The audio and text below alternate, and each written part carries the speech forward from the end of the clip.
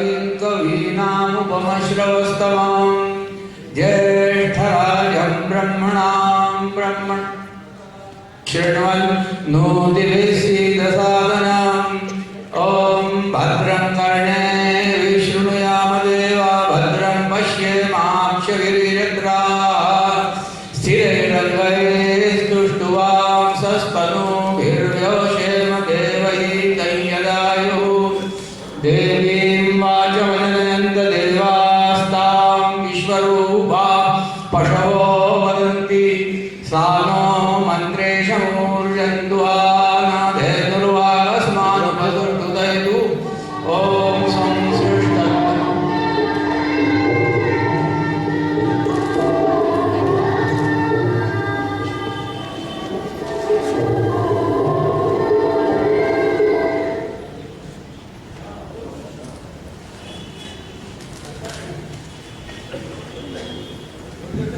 दीप प्रज्वलन के पश्चात अतिथियों ने विधिवत जो है वैराग्यधारी गुरु वशिष्ठ योगेश भारी महामान्य जो कवि वाल्मीकि सा नमन तव शरण सद्गुरु रामदासा जय जय रघुवीर समर्थ।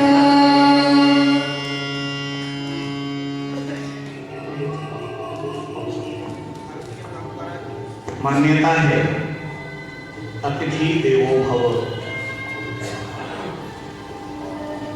ग्वालियर के इतिहास की इस गौरवपूर्ण घटना में श्रीमद् दासबोध के हिंदी अनुवाद के लोकार्पण के इस कार्यक्रम में हमें वो अतिथि प्राप्त हुए हैं, उनके सम्मान के लिए क्रमशः मैं आमंत्रण दे रहा हूं।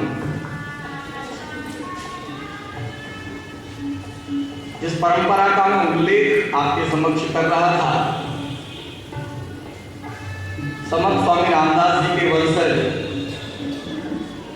रामदास स्वामी संस्थान सज्जनगढ़ से पधारे बाला स्वामी साहिब जी का हम सबको आज विशेष सानिध्य प्राप्त हुआ है। मैं आमंत्रित कर रहा हूं माधव गणेश मई जी को आदरणीय बाला स्वामी साहिब जी का सम्मान करने की कृपा करें।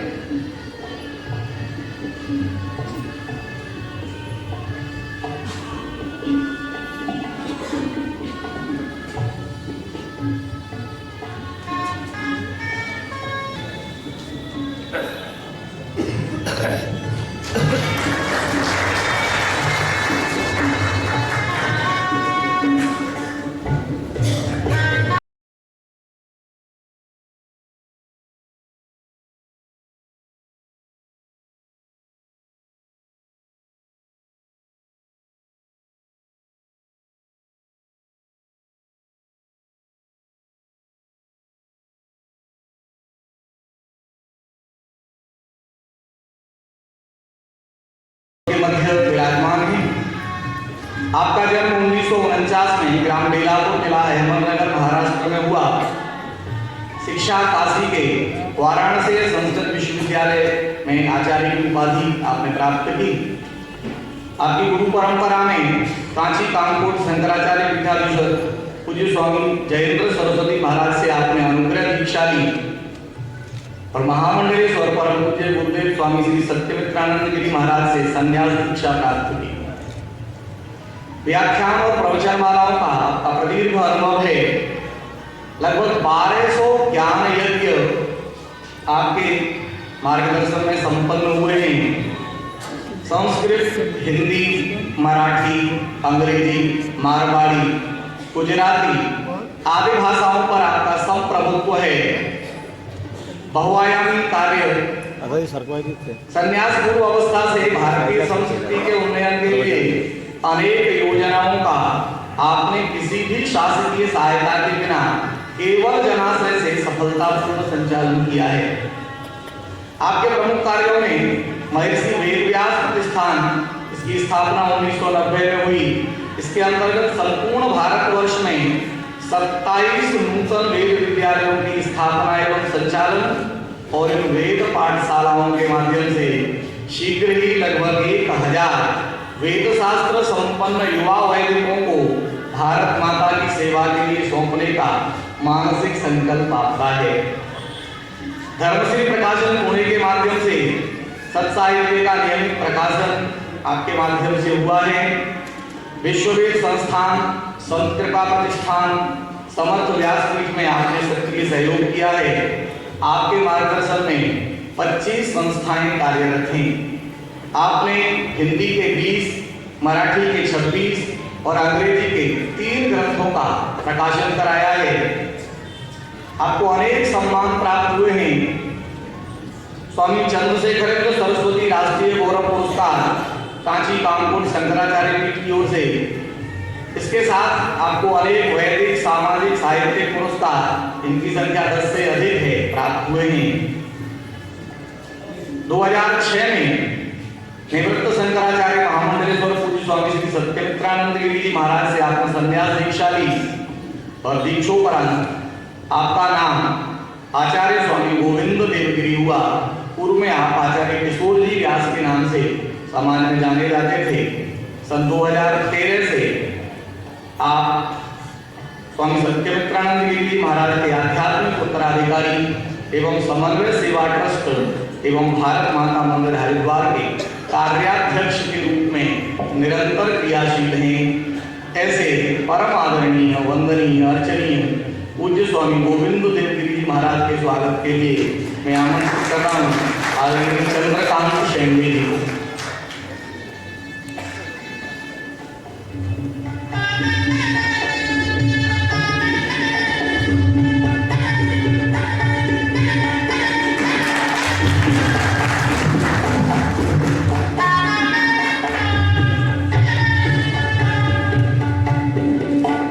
आपको सम्मानित करके हम सब गौरवान्वित अनुभव कर रहे हैं। आज के कार्यक्रम में हमारे मध्य विशिष्ट अतिथि के रूप में विराजमान हैं हम सबकी सुपरिचित, जिनका मार्गदर्शन, जिनका स्नेह, जिनका सहयोग ग्वालियर को सदैव प्राप्त होता रहा है।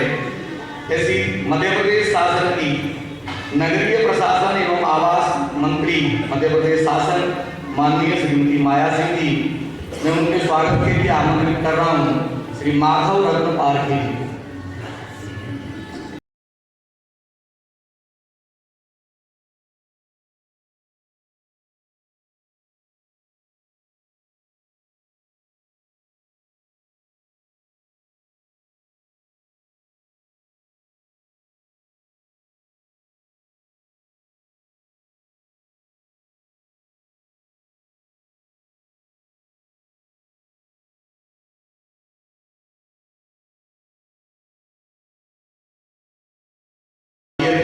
लाडले ग्वालियर के प्रथम नागरिक महापौर माननीय श्री विवेक नारायण श्रीवत्तर जी, आपके स्वागत के लिए मैं आमंत्रित कर रहा हूँ श्री किशोर जी भूटनकर, आदरणीय अध्यक्ष जी का स्वागत है।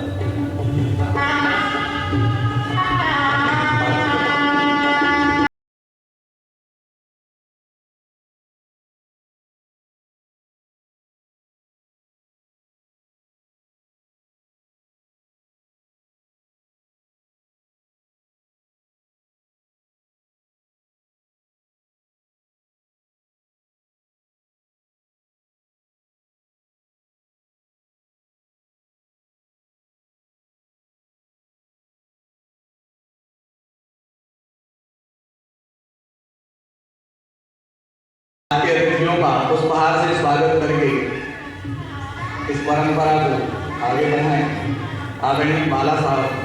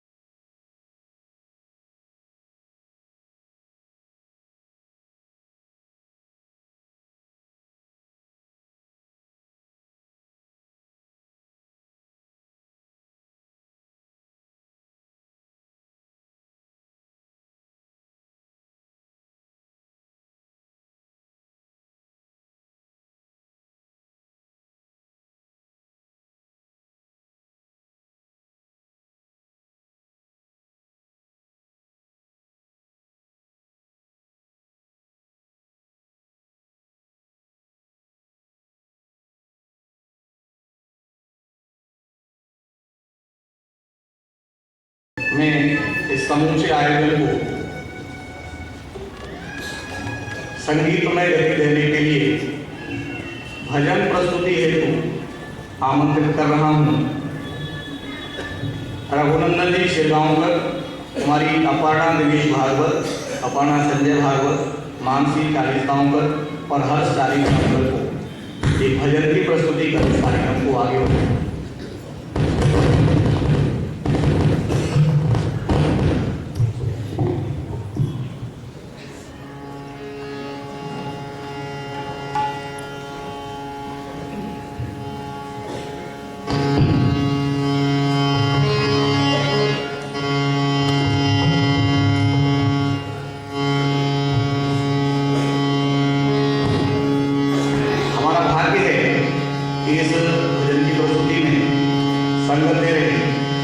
ग्वालियर के अत्यंत श्रेष्ठ साधक और भजन गायक आदरणीय अशोक जी श्रीवास्तव।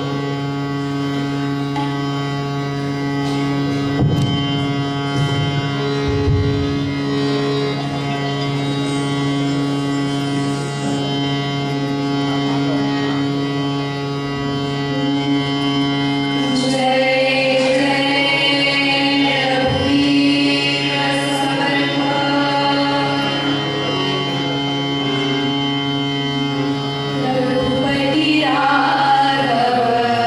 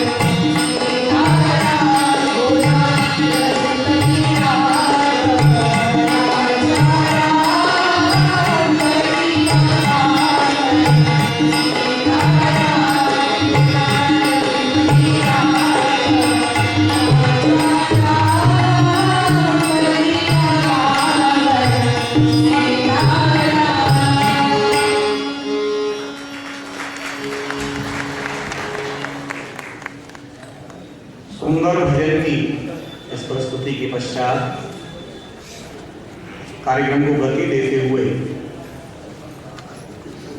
क्योंकि ग्वालियर में यह अद्भुत प्रकार का कार्यक्रम है, इसलिए ग्वालियर के प्रथम नागरिक और हम सबके अपने आज के कार्यक्रम के अध्यक्ष आदरणीय महापौर जी से मैं करबद्ध प्रार्थना करता हूँ कि वे स्वागत भाषण देकर अतिथियों का स्वागत करने की कृपा करें।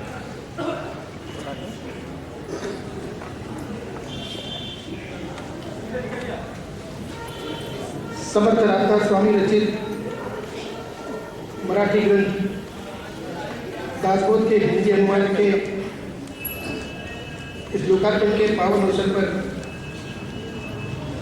हम सबके बीच उपस्थित मुख्य अतिथि के रूप में जिन्होंने हम पर कृपा की है, उससे परम पूजनीय श्री गोविंद देव गिरी जी महाराज विशिष्ट अतिथि के रूप में हम सबके बीच सभागार में उपस्थित हमारे क्षेत्र की विधायक हमारी मंत्री माननीय श्रीमती माया सिंह जी, इस कार्यक्रम में विशेष उपस्थिति आज हम जिसका लाभ हम सब लोग ले रहे हैं, ऐसे सज्जनगढ़ से तो पधारे श्रद्धेय श्री बाला साहेब स्वामी जी 12 वर्षों के अथक परिश्रम वो तपस्या से जिन्होंने इस ग्रंथराज का हिंदी अनुवाद किया, ऐसे हमारे अपने ग्वालियर के माननीय डॉक्टर मानस मनोज दुबे जी, कार्यक्रम के आयोजक संस्थान अबा महाराज मंदिर के मान्यवर श्री भूपेंद्र जी, मान्यवर राघवेंद्र जी, श्रावण मास कीर्तन सत्र के मान्यवर श्री निमय साहब, आज इस सभागार में हम सबको आशीर्वाद देने पधारे संतजन श्रद्धेय गुरुबा महाराज, श्रद्धेय बाबा महाराज, मान्यवर गोपाल जी महाराज, संत गोपाल सिंह जी महाराज, मान्यवर दिवाकर विद्यालंकार जी, रामकृष्ण आश्रम से विधायक मान्यवर नरेश महाराज जी, सभागार में उपस्थित सभी ग्वालियर के धार्मिक प्रबुद्ध नागरिक जन, प्रेस मीडिया के मेरे सभी साथीगण, उपस्थित भाइयों, हमारा सौभाग्य है कि आज इस पावन अवसर पर महामंडलेश्वर पूजनीय स्वामी सत्यमित्रानंद जी गिरी के आध्यात्मिक उत्तराधिकारी एवं समन्वय ट्रस्ट के भारत माता मंदिर के कार्याध्यक्ष स्वामी गोविंद देव जी गिरी जी महाराज हमारे मध्य उपस्थित हैं। कांचीकाम कोटि के शंकराचार्य पूजनीय स्वामी जयंत सरस्वती महाराज जी से अनुग्रह दीक्षा, महामंडलेश्वर स्वामी सत्यमित्रानंद जी गिरी महाराज से संन्यास दीक्षा प्राप्त श्री गोविंद देव गिरी जी ने संन्यास पूर्व अवस्था से ही भारतीय संस्कृति के उन्नयन के लिए सफलतापूर्वक कार्य किया है। हमारा सौभाग्य है कि आज हमें उनके प्रवचन का लाभ मिलने वाला है, उनको सुनने का सौभाग्य मिलने वाला है। अब हमारा संस्थान नगर निगम ग्वालियर और आप सबकी ओर से उनका हार्दिक स्वागत, अभिनंदन। आज विशिष्ट अतिथि के रूप में हम सबके बीच उपस्थित हमारे इस क्षेत्र के विधायक माननीय माया सिंह जी का परिचय आपको देने की आवश्यकता नहीं है। इस ग्वालियर के विकास के लिए वो सदैव तत्पर है। आज मेरी ओर से, आप सबकी ओर से, संस्थान की ओर से उनका हार्दिक स्वागत है। आज इस पावन अवसर पर हम सबके लिए अत्यंत सौभाग्य का विषय है कि सज्जनगढ़ से समर्थ वंशज श्रद्धेय श्री बाला साहेब स्वामी यहाँ हमारे बीच उपस्थित हैं। आज इस ग्वालियर की पवित्र धरा पर मैं उनका हार्दिक स्वागत, अभिनंदन करता हूँ। विगत 12 वर्षों की तपस्या का फल आज ग्रंथराज दासबोध के हिंदी अनुवाद के लोकार्पण के रूप में प्राप्त हो रहा है। ऐसे हमारे अपने प्रख्यात मानस प्रवचनकार, प्रसिद्ध साहित्यकार, अनेकों धार्मिक पुस्तकों के अनुवादकर्ता, प्रवचन के माध्यम से देश के विभिन्न प्रांतों में भ्रमण करने वाले हमारे अपने डॉक्टर मानस मनोहर दुबे जी का हार्दिक स्वागत करता हूँ। उम्मीद करता हूँ कि आज हम सब धन्य हुए हैं, उनकी तपस्या सफल हुई है, उनका हार्दिक अभिनंदन। आज इस गरिमा में कार्यक्रम में पधारे सभी संतजनों का, ग्वालियर के नागरिक भाई बहनों को भी हार्दिक अभिनंदन। छत्रपति शिवाजी महाराज की प्रेरणा रामदास स्वामी द्वारा रचित दासबोध का आज हिंदी का लोकार्पण हो रहा है। मेरा दासबोध का गहन अध्ययन तो नहीं है, पर ग्रंथराज के बारे में एक छोटी सी बात मैं कहना चाहूँगा। हम सब कॉलेज में पढ़े, लेकिन कॉलेज में पढ़ता था और परीक्षा के दिनों में बड़ी बड़ी विषय की मोटी मोटी किताबें पढ़ने के बजाय हम सब कुंजी पढ़ा करते थे। कि उसको कहा करते थे, उसको फिजिक्स में इजी कहा करते थे, कभी केमिस्ट्री में इजी कहा करते थे। हमारे ऐसे अनेक ग्रंथ हैं जिसमें भारतीय दर्शन और भारतीय विचार का परिचय सारी दुनिया को दिया है। पर अगर मैं ये कहूँ कि भारतीय दर्शन और भारतीय विचार इसकी अगर कुंजी कोई हो तो वो श्रीमद् दासबोध का ग्रंथ है, ऐसा मेरा मानना है। और आज ऐसे समग्र भारतीय दर्शन की कुंजी दासबोध का हिंदी में जो रूपांतरण हुआ है इसका आज यहाँ पर लोकार्पण होने जा रहा है। इस महान ग्रंथ से मार्गदर्शन प्राप्त करने और परिचय करने का अवसर इस देश के बहुसंख्यक हिंदी भाषियों को मिले, इस दृष्टि से आज यहाँ पर इसका विमोचन लोकार्पण हो रहा है। इस कार्यक्रम के आयोजक संस्थान अप्पा महाराज, राम मंदिर बाजार और श्रावण मास कीर्तन, ये दोनों ही वास्तव में बहुत बधाई के पात्र हैं जिन्होंने आज इस गरिमामय कार्यक्रम का आयोजन किया है। इस अवसर पर मैं माननीय डॉक्टर मानस मनोहर दुबे जी को बहुत बहुत बधाई देना चाह रहा हूँ, उनका अभिनंदन भी करना चाह रहा हूँ।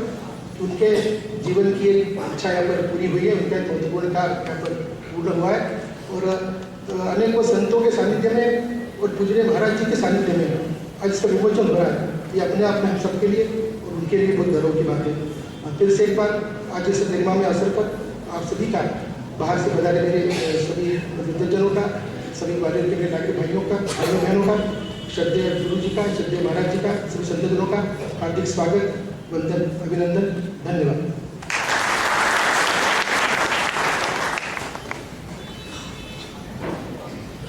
बहुत बहुत धन्यवाद आदरणीय महापौर जी। जिस क्षण के साक्षी बनने के लिए हम सब यहाँ एकत्रित आए हैं, ग्वालियर की धरती पर उस अविस्मरणीय घटना का समय लगभग हम सबके समक्ष है। मैंने इधर उधर की पुस्तकों से श्रीमद् दासबोध के कुछ अंशों को पढ़ा था और मन में बड़ी कामना थी। मराठी नहीं आती, लेकिन दासबोध पढ़ने का अवसर परमात्मा कभी प्रदान करे। और ईश्वर का विचित्र विधान है, वो स्वामी जी ने लिखा, जो इच्छा करे वो मनमानी, प्रभु प्रसाद कछु दुर्लभ नानी। मेरे जैसे जाने कितने लोगों की यह साधना, यह कामना, यह इच्छा, यह आकांक्षा जिन्होंने पूरी की है 12 वर्ष के अथक प्रयत्न के पश्चात, ऐसे ग्वालियर की धरती के यशस्वी साहित्यकार, प्रवचनकार, मानस मर्मज्ञ, पूज्य प्रातः वंदनीय अर्चनीय मानस मनोहर दुबे जी को मैं पूरे सम्मान के साथ मंच पर आमंत्रित करता हूँ। वे अपने इस अलौकिक दिव्य ग्रंथ का पूज्य स्वामी जी से और आज के अतिथियों से लोकार्पण कराकर लोक को समर्पित करें, जिससे हम सब उनकी इस कृपा से लाभान्वित हो सकें। लोकार्पण का यह अद्भुत क्षण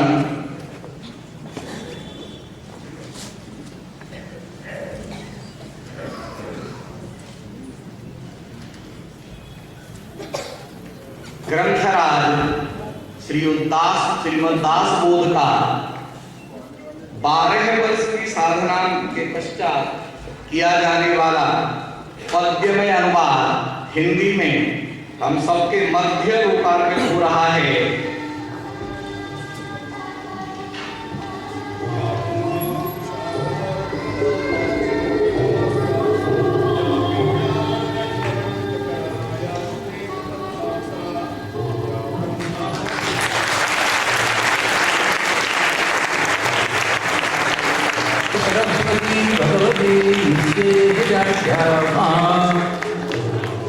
उपस्थित है हम सबके मध्य वह गौरवपूर्ण क्षण। पूज्य स्वामी जी ने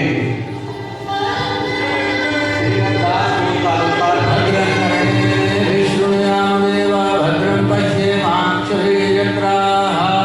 स्थिरैरङ्गैः स्तुष्ट्वा विशस्तनूभिर्व्यसेम देवैः तैयदायुः।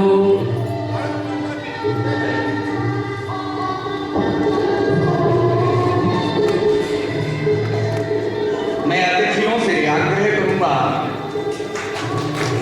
पूज्य दुबे जी ने लगभग 12 वर्ष का समय लगाकर 7,751 ओवियों के इस मराठी ग्रंथराज का हिंदी में जो राष्ट्रभाषा में काव्यानुवाद किया है, जी मैं आग्रह करूंगा अतिथियों से डॉक्टर मानस मनोहर द्विवेदी का सत्कार कर उन्हें सम्मान पत्र भेंट कर ग्वालियर के लिए इस क्षण को और अद्भुत बनाने की कृपा करें समस्त अतिथिगण।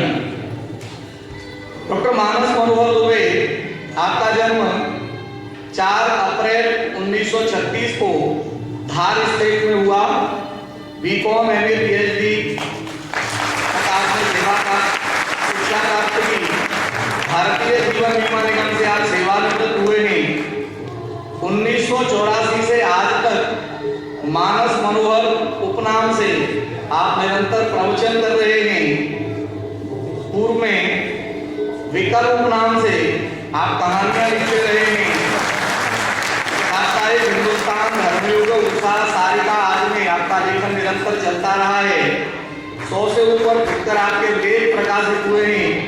मराठी से हिंदी में अनेक धार्मिक पुस्तकों का अनुवाद आपने किया है। आपके प्रकाशित ग्रंथ हैं मानस टीका, हनुमान चालीसा, बंधों ऊपर कंज।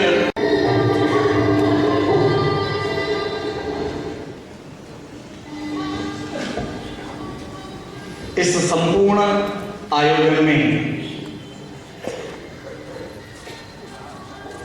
पूज्य स्वामी जी महाराज का आशीर्वचन हम सबको प्राप्त होगा। ग्वालियर की जनता इस दिव्य ग्रंथ के विषय में, प्रभु श्री राम की कृपा के विषय में उनके मुखारबिंद से श्रवण करना चाहती है। मैं पूज्य श्री के चरणों में प्रार्थना करता हूँ।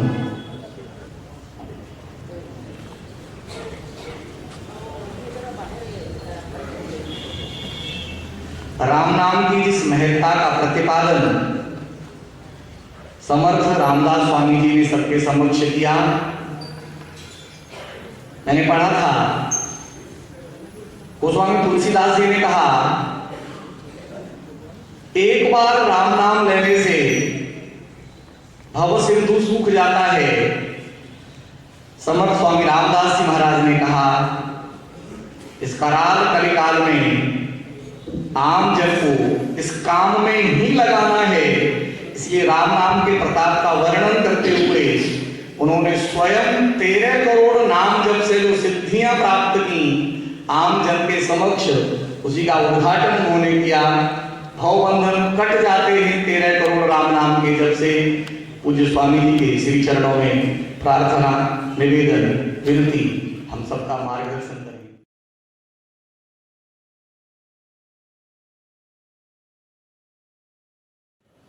श्री राम जय राम, जय जय राम।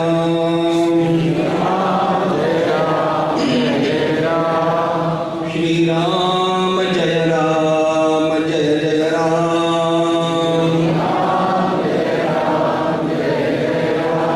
श्री राम जय राम, जय जय राम। श्री राम जय राम, जय जय राम।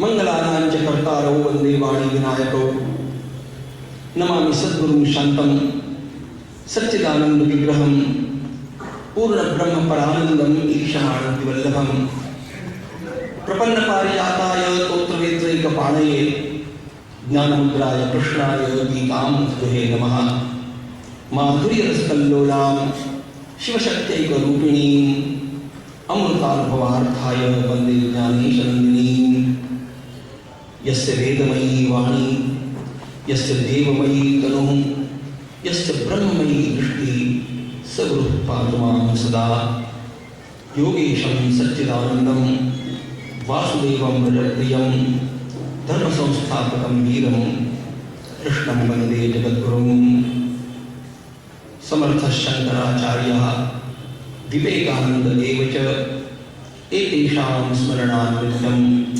आविर्भवति पौरुषः।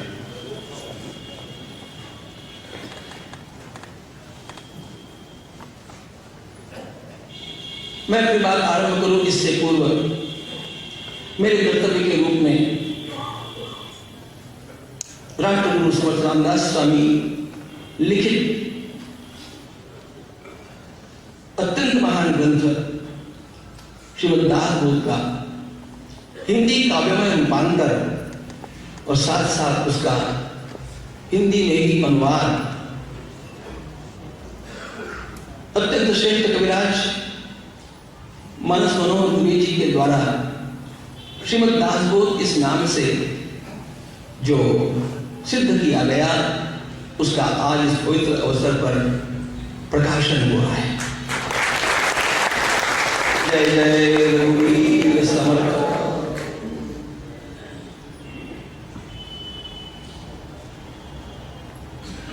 इस महान ग्रंथ का लोकार्पण करने के निमित्त से मैं यहां पर आकर के इस पवित्र स्थान का पुनर्दर्शन कर सका, आपका पहली बार दर्शन कर सका और आप सब लोगों के साथ बैठ करके थोड़ा सा समर्थ चरित्र समर्थ कार्य और इस दासबोध के बारे में चिंतन करने का मुझे अवसर मिल रहा है, यह मैं अपना सौभाग्य मानता हूं। जिस ग्रंथ का लोकार्पण आज हुआ है, बिना किसी हिचक के मुझे यह कहने में किसी प्रकार का कोई संकोच नहीं कि सारे संसार में यदि किसी एक ही ग्रंथ को पढ़ करके अपना जीवन उत्तम सफल बनाने की दृष्टि से आगे बढ़ने के पाठ पढ़ने हो तो यदि दासबोध का अध्ययन आपने किया है, आपको एक भी अन्य ग्रंथ का अध्ययन करने की आवश्यकता नहीं। इतना सब कुछ इस एक ग्रंथ में भरा हुआ है, इतना सब कुछ। इस ग्रंथ की एक एक पंक्ति पढ़े बिना मैं ये नहीं बोल रहा। और इतना ही नहीं, ऋग्वेद से लेकर के हनुमान चालीसा तक के सारे ग्रंथों का कुछ न कुछ अवलोकन किए बिना भी नहीं बोल रहा। जिस ग्रंथ का मैं अपने बाल्यकाल से रोज 2 समासों के रूप में पाठ करता रहा, समास दासबोध के अध्यायों के नाम है। पितृ परंपरा से हम लोगों को एक बात प्राप्त हुई, बाल्यकाल में ही रोज सायंकाल राम रक्षा बोलना और दासबोध के 2 समास पढ़ना। उस समय तो केवल पिताजी कहते इसलिए हम लोग पढ़ते थे, लेकिन बाद में ध्यान में आने लगा यह ग्रंथ कैसा अलौकिक है और इसकी सबसे अधिक महत्ता तो मुझे तब से ध्यान में आने लगी जब से मैं विदेश जाने लगा। विदेश में मैं तो सर्वदा अपने को एक छात्र के रूप में देखता आया, इसलिए विदेश यात्रा में भी कभी मैं कहीं कुछ देखने उखने के लिए नहीं गया। वहां के ग्रंथालयों का उपयोग करके और केवल अध्ययन के लिए उस समय को लगाने का प्रयास मैंने किया और मैंने देखा कि हमारे आधुनिक लेखक 4 विषयों को लेकर के बहुत अधिक लेखन कर रहे हैं अंग्रेजी में। पहला विषय मैनेजमेंट प्रबंधन शास्त्र, दूसरा विषय सेल्फ हेल्प आत्मविकास, तीसरा विषय रिलेशनशिप, मानवीय संबंधों का विचार, और चौथा विषय लीडरशिप, नेतृत्व गुण विकास।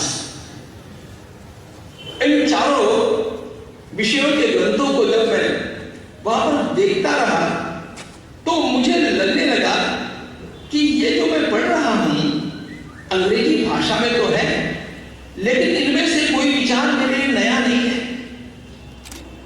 ये सारे विचार मैंने पढ़े। मुझे वाल्मीकि रामायण की याद आने लगी, मुझे महाभारत की याद आने लगी, मुझे योग वासिष्ठ की याद आने लगी, मुझे आर्य चाणक्य की याद आने लगी, मुझे समर्थ रामदास स्वामी की याद आने लगी। और लौटने के पश्चात मैं इन ग्रंथों को पुनः एक बार एक नई दृष्टि से देखने लगा तो मेरे ध्यान में यह आया कि मनुष्य के जीवन को सफल बनाने के लिए जितना भी मानवीय ज्ञान का विकास आज तक हुआ है, उस सारे विकास के क्रम में सर्वोच्च ग्रंथ के रूप में महाभारत है। महाभारत ये ग्रंथ असाधारण ग्रंथ है।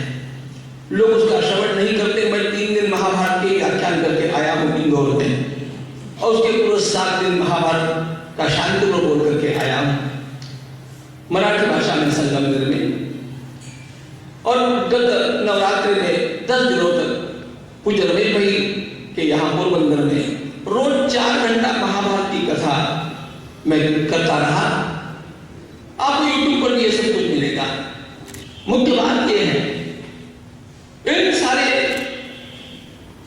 विचारों के प्रवाह में ध्यान में यह आता है कि मानवीय संस्कृति जिन 16 स्तंभों के ऊपर खड़ी है, उन समस्त स्तंभों का वर्णन यदि कहीं प्राप्त होता है तो केवल महाभारत में प्राप्त होता है। हमारी भारतीय संस्कृति के 16 स्तंभ हैं।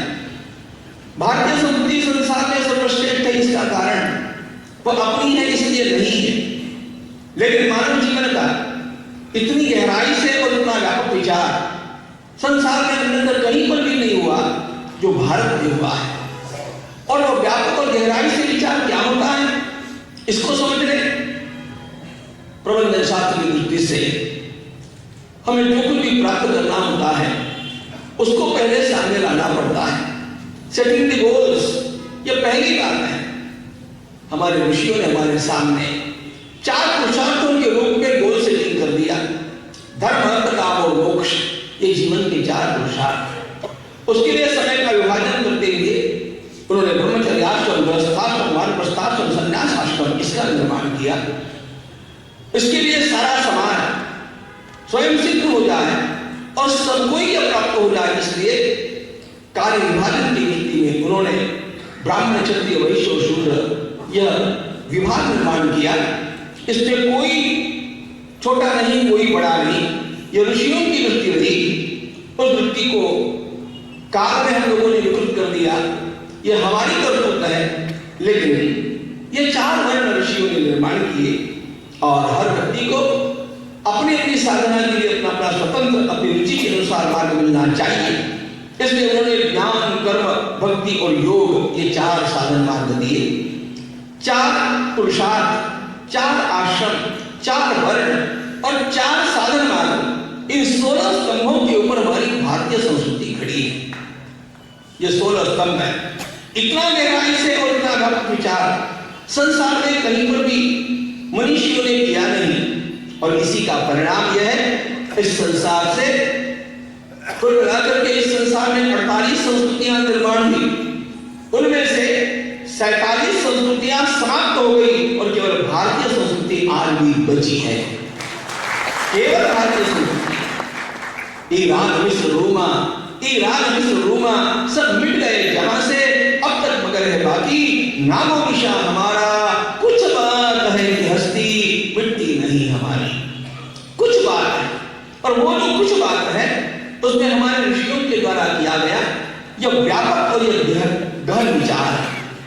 और ये सब कुछ हम लोगों को यदि किसी एक ग्रंथ में प्राप्त होता है, यदि किसी भी एक ग्रंथ में प्राप्त होता है, आप सुबुद्ध होता है।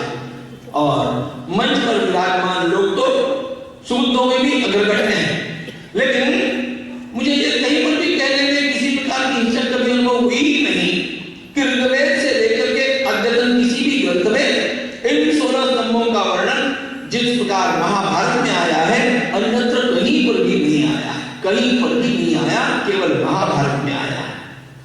आपको लगेगा कि विषय तो दासबोध का है और मैं बोल रहा हूं महाभारत के बारे में। That's fine। थोड़ा रुकिए। महाभारत 1,00,000 श्लोकों का ग्रंथ है, अति विस्तीर्ण है, अति विशाल है, और इसलिए मैं सर्वत्र लोगों से ये कहते रहता हूं कि यदि आपको इतना विस्तीर्ण महाभारत नहीं पढ़ना है, उतना समय आपके पास नहीं है, तो महाभारत की सारी कथाओं को छांट करके और केवल उसका उपदेश का अर्थ आपको ग्रहण करना है, तो केवल दासबोध पढ़िए और किसी ग्रंथ को पढ़ने के संपूर्ण भारतीय संस्कृति की शिक्षा का प्रतिबिंब यदि आपको एक स्थान में चाहिए, उसके लिए यह ग्रंथराज दासबोध है।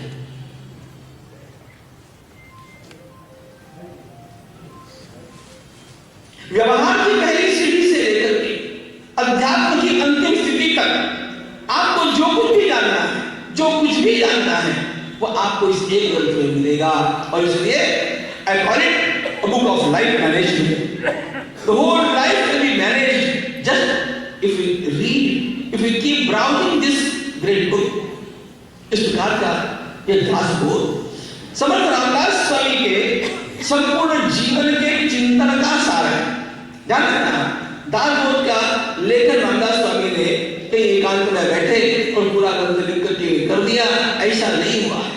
समय समय पर वे स्वयं अपने शिष्यों के साथ और विशेष रूप से कल्याण स्वामी जी के साथ बैठते और वे स्वयं डिक्टेट करते, कहते रहते, और जो लिखा जाता वही दासबोध का रूप लेते गया।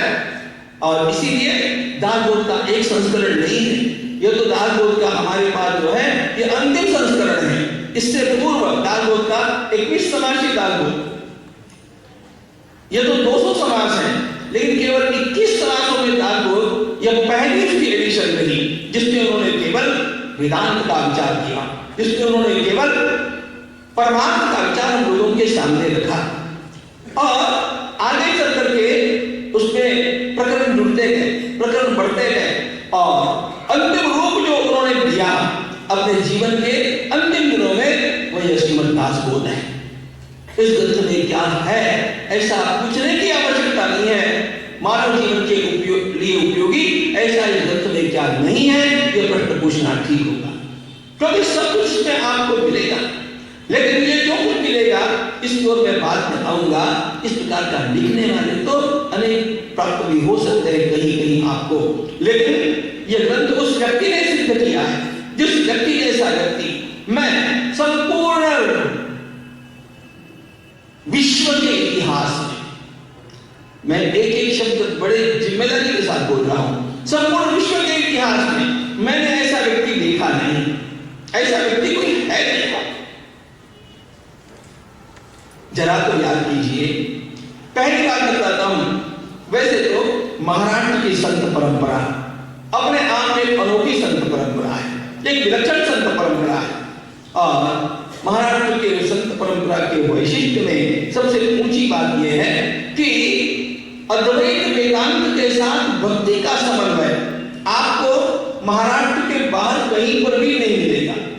अद्वैत के साथ भक्ति का समन्वय करने वाला महाराष्ट्र के बाहर एक ही संत हुआ, महान संत पूज्य श्री गोस्वामी तुलसीदास जी महाराज। एक गोस्वामी तुलसीदास जी महाराज में अद्वैत और भक्ति ये दोनों साथ साथ चलते हैं, लेकिन गोस्वामी तुलसीदास जी महाराज भी केवल अकेले रह गए, उनको परंपरा नहीं मिली। महाराष्ट्र में संत ज्ञानेश्वर महाराज, संत नामदेव महाराज, संत एकनाथ महाराज, संत तुकाराम महाराज, संत रामदास महाराज, ये सब अद्वैत और भक्ति को इकट्ठा लेकर के चलने वाले संत हैं। उनमें भी विशेषता है कि संत ज्ञानेश्वर महाराज की प्रतिभा जैसी प्रतिभा आपको संसार में कहीं पर भी नहीं, कहीं पर भी मिलने वाली नहीं। संत नामदेव महाराज ने 700 वर्ष पूर्व जो प्रचार किया, अरे महाराष्ट्र का एक संत जाकर के पंजाब में और हरियाणा में और राजस्थान में अपने जीवन को इस प्रकार लगा देता है कि गुरु ग्रंथ साहब में उनके 64 अभंगों का स्वीकार किया गया। मानस लोगों के मन में, लोगों के श्रद्धा के स्थान में अपना स्थान निर्माण करना असाधारण बात है। संत रामदेव महाराज ने ये किया। संत एकनाथ महाराज की विशेषता उनका प्रपंच है। प्रपंच परमात्मा दोनों को साथ मिलाकर के क्या किया जा सकता है, यही देखना है। अव्यक्त प्रपंच और अव्यक्त परमार्थ, इसका एकत्रित रूप हमें संत एकनाथ महाराज में मिलता है। केवल प्रपत्ति के बल पर, केवल शरणागति के बल पर, शास्त्रों का ज्ञान नहीं, सद्गुरु की प्राप्ति नहीं, केवल प्रपत्ति के बल पर परमात्मा को प्राप्त कैसे किया जा सकता है, संत तुकाराम महाराज से सीखने मिलता है। और इन सारी विशेषताओं को अपने में आत्मसात करके जब समाज के ऊपर कोई बाहर का आक्रमण होता है तो उसे अध्यात्मनिष्ठ रहकर के भी प्रतिकार कैसे किया जा सकता है, ये सिखाने वाले संत समर्थ रामदास स्वामी महाराज। उन्होंने उन लोगों को प्रतिकार करना सिखाया। हाँ, धकाधकी सा मामला कैसा झेलने का शक डाला। मनुष्य को चाहिए कि वह व्यक्तिगत रूप में और सामूहिक रूप में शक्ति का अर्जन करे, शक्ति का प्रदर्शन करे, वह किसी प्रकार दुर्बल न रहे। और यह कार्य उन्होंने उस समय किया जिस समय आसेन हिमाचल सर्वत्र यवनाक्रांत देश में अंधकार निर्माण हो गया था। जो आक्रमण था वह आक्रमण केवल लूटने के लिए नहीं था, यहाँ की संस्कृति का विनाश करने के लिए था। मंदिर टूट रहे थे, गौएं कट रही थी, महिलाओं का अपहरण हो रहा था, लोगों को अपने जीवन की शाश्वती नहीं थी। और ऐसी अवस्था में सर्वत्र अंधकार निर्माण हो गया था। पता नहीं आगे क्या होगा। अरे सदियों तक इस प्रकार का वातावरण हो गया कि अब यह अंधकार शायद कभी समाप्त नहीं होगा, अब यह अंधकार समाप्त होने की संभावना ही नहीं रही। ऐसा लगभग भीषण अंधकार इस पूरे देश को, इस पूरी संस्कृति को ग्रस रहा था। उस समय एक छोटा सा दीपक जला, उस समय एक छोटा सा बालक अपने घर से निकला। क्या कहकर के निकला? वह बालक 10 वर्ष की अवस्था में जब अकेला रोता बैठा है तो मां पूछती है, तुम्हें क्या हो गया, तुम क्यों रो रहे हो? तो छोटा नारायण, समर्थ रामदास स्वामी महाराज का नाम मूल नारायण नाम है। छोटा नारायण बोला कि आई चिंता कर तो विश्वास, मां मुझे अपनी चिंता नहीं है, मेरे मंदिर क्यों टूट रहे हैं, मेरी गोमाताएं क्यों कट रही है, इस देश को कौन संभालेगा, इस धर्म को कौन संभालेगा? ऐसा 10 वर्ष की अवस्था में कहने वाला है बालक 12 वर्ष की अवस्था में अपने विवाह मंडप से भाग निकलता है। And see how he planned his life, it's really wonderful। कोई भी उनको मार्गदर्शन करने के लिए नहीं था। 12 वर्ष की अवस्था में दौड़ा और जाकर के नासिक के भगवान श्री राम के सामने साष्टांग वंदन करके अश्रुपात करता हुआ सीधा गोदावरी के तट पर टाकरे में आया। 12वें वर्ष में चले, 12 वर्ष का साधन किया। सामर्थ्य आए चळवळीचे, जो करील तयाचे, परंतु तेथे भगवंताचे अधिष्ठान पाहिजे। जो कुछ करना है उसे भगवान के अधिष्ठान की आवश्यकता है। आध्यात्मिक अधिष्ठान के बिना कोई कार्य स्थायी होने वाला है नहीं। ये सोच करके वे स्वयं 12 वर्षों तक केवल तपस्या करते रहे। गोदावरी में खड़े होकर के प्रातःकाल में गायत्री का जप 3 वर्ष में पूर्ण किए, 13 करोड़ राम नाम का जप पूर्ण किया। ये तो हो गया मध्याह्न तक का विचार। उसके पश्चात भिक्षाटन करना, उसके पश्चात लोगों से ग्रंथ मांग करके पढ़ना। आज जैसी सुविधा नहीं थी, लोग ग्रंथ किसी को देते नहीं थे क्योंकि वे हाथ से लिखने पढ़ते थे, लोग संभालते थे। इसलिए विद्वानों के मन में अपने लिए विश्वास निर्माण करना कि ये बच्चा ग्रंथ को बिगाड़ेगा नहीं, चुराएगा तो बिल्कुल नहीं, और इसलिए उनसे लाला करके ग्रंथों को पढ़ना। उस अवस्था में समर्थ रामदास स्वामी ने कितनी गीताएं पढ़ी? आप और हम एक भगवत गीता पढ़ते पढ़ते चल जाते हैं। 12 गीताओं के नाम आपको इस दामपुर में मिलेंगे। गणेश गीता, राम गीता, उद्धव गीता, हंस गीता, सब गीताएं पढ़ ली। क्योंकि उनका एक विचार है, आगे इस ग्रंथ में आप पढ़ेंगे, ग्रंथ मात्र भांडोड़ावा। उत्तम पुरुष का यह लक्षण है कि वो खूब पढ़े, अपनी बुद्धि को विकसित करें, क्योंकि ये ग्रंथकार जो होते हैं अपना सारा जीवन भर का अनुभव एक ग्रंथ में ला करके हम लोगों को प्रदान कर देते हैं। उनका ये उपकार कितना बड़ा है। लेकिन उन्होंने तो ये किया, हमने इसको पढ़ा नहीं, यदि जीवन में उतारने का प्रयास नहीं किया तो हमने उसका क्या लाभ लिया? इसलिए संत रामदास स्वामी ने खूब पढ़ा, केवल पढ़ा नहीं, सायंकाल में जाकर के कीर्तनों का, प्रवचनों का श्रवण किया, रोज भागवत का, सूर्य नमस्कार, निश्चित जप, उसके पश्चात भिक्षाटन, उसके पश्चात स्वाध्याय, उसके पश्चात श्रवण। ऐसा 12 वर्ष करते समय उस 12 वर्ष के बालक को कभी कोई टोकने वाला नहीं था, कभी कोई कहने वाला नहीं था, अरे तुम जल्दी उठे नहीं, तुमने नमस्कार क्यों नहीं किए। 20 बार कह करके भी हम लोग कर नहीं पाते हैं, और किसी के द्वारा न कहने पर भी वह नारायण नाम का बालक 12 वर्षों तक अपने शरीर को, अपने जीवन को कसता था। 12 वर्षों का तब हुआ, साक्षात भगवान का दर्शन तो उनको पहले ही हो चुका था। वास्तव में उनको यह मंत्र भी जो मिला है, श्री राम जय राम, ये इतिहास में कहीं पर भी नहीं है मंत्र।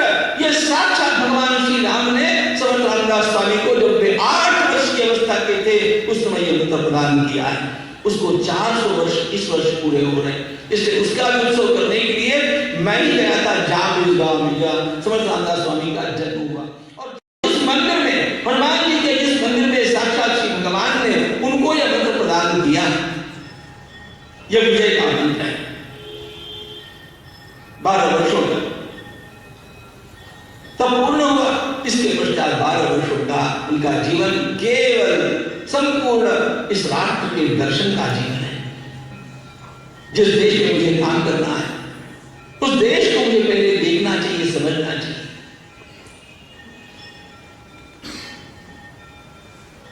इस भारत यात्रा में उन्होंने जो देखा उनका हृदय फट गया। उनके ध्यान में आया यदि इस देश को पुनर्जीवित करना है, यदि इस देश में पुनः चेतना लानी है, तो इस देश को एक मंत्र देना होगा, एक आदर्श देना होगा, एक आराध्य देना होगा। उन्होंने कैसा आराध्य चुना? उन्होंने वो आराध्य चुना जिसने अंधकार में प्रकाश लाया था। रचिता देव देवांसा क्या था उत्साह मांडिला। भगवान श्री राम का ही चयन उन्होंने क्यों किया? वे राम भक्त थे इसलिए नहीं किया। उन्होंने वो इसलिए किया कि भगवान श्री राम ने भी इसी प्रकार का कार्य उस समय किया था जब पीढ़ियों तक रावण और रावण के साथियों के द्वारा किया जाने वाला अत्याचार एक अंधकार के रूप में सज्जनों के सामने छा गया था। उस समय भगवान श्री राम ने बिना किसी साधन के, आप ही कल्पना कीजिए, मैं वो राम कथा कहने के लिए नहीं बैठा हूं, लेकिन विजय लंका चरण करणीयो जलनिधि विपक्ष पौरस्त्या रणभूमि सहायाश्च कृपया तथाप्येको रामः सकलमवधीन् राक्षसकुलं क्रिया सिद्धिः सत्त्वे भवति महतान्नोपकरणे। लंका जैसा सुरक्षित स्थान जीतना था, सामने अत्यंत बलवान रावण था, 100 योजनों का मध्य में सागर है, साथ में केवल भालू बंदर ये साथी है। और ऐसी स्थिति में मेरे पास कोई साधन नहीं, इस प्रकार का रोना न होते हुए भगवान श्री राम अपने साधनों को निर्माण करके अपने बलबूते पर आखिर लंका पर विजय प्राप्त किए और एक महान क्रांति कर दी। युगों का अंधकार उन्होंने उस रावण को समाप्त करके नष्ट कर दिया। सामने आदर्श भी ऐसा होना चाहिए जो निरंतर प्रेरणा प्राप्त करता है। रामदास स्वामी ने इसीलिए राम कथा में से केवल 2 ही कांडों पर लेखन किया है, सुंदरकांड और लंका कांड, क्योंकि उनको भगवान श्री राम और हनुमान जी का भाव लोगों में जगाना था। वे स्वयं अध्यक्षी कितने थे इसमें तो एक सरल बात आप इतनी जान लीजिए कि बाल भर में उन्होंने स्वयं अपने हाथ से लिखी हुई वाल्मीकि रामायण की सुंदर पुस्तक आज भी उपलब्ध है दर्शन के लिए। मैं स्वयं दुनिया के वाग्देवता मंदिर में चला करके 150 किलोमीटर का प्रवास करके इसलिए गया था कि रामदास स्वामी के हाथ से लिखी हुई वह वाल्मीकि रामायण की अव्यक्त पुस्तक आज भी दर्शन के लिए वहां पर मिलती है। 14-15 वर्ष की अवस्था में एक बालक संपूर्ण ग्रंथ को लिखता है, सुंदर अक्षरों में लिखता है, क्या क्या उन्होंने नहीं किया। भगवान श्री राम को जनमानस में प्रतिष्ठित करने के लिए, आराध्य के रूप में प्रतिष्ठित करने के लिए उन्होंने एक मंत्र भी दिया। कैसा मंत्र दिया? पतित पावन सीताराम, करुणामय सीताराम, मंगल मूर्ति नाना जय जय रघुवीर समर्थ। इस संसार में यदि कुछ पाना है, कुछ करना है, तो शक्ति की आराधना आवश्यक है। शक्ति ने गणती राज्य, युक्ति ने राज्यों से, शक्ति युक्ति जय खाई, कहते श्रीमंत धावती। समर्थ रामदास स्वामी ने एक बात है कि जब तक ये राज्य शक्ति संपन्न नहीं होगा तब तक आप कुछ नहीं कर पाएंगे। ध्यान रखना, केवल सज्जनता की विजय नहीं होगी। हम सज्जन हैं इसलिए हमारी विजय हो जाएगी। भूल करके भी ये सोचना मत। विजय किसकी होती है? महाभारत का एक विज्ञान है। अरे सज्जन ऋषि नहीं थे क्या? ऋषि भी सज्जन थे, लेकिन कट रहे थे, मर रहे थे दंडकारण्य में। उनको मार मार करके उनकी हड्डियों के ढेर खड़े कर दिए गए थे। ये पैरा टेररिज्म था।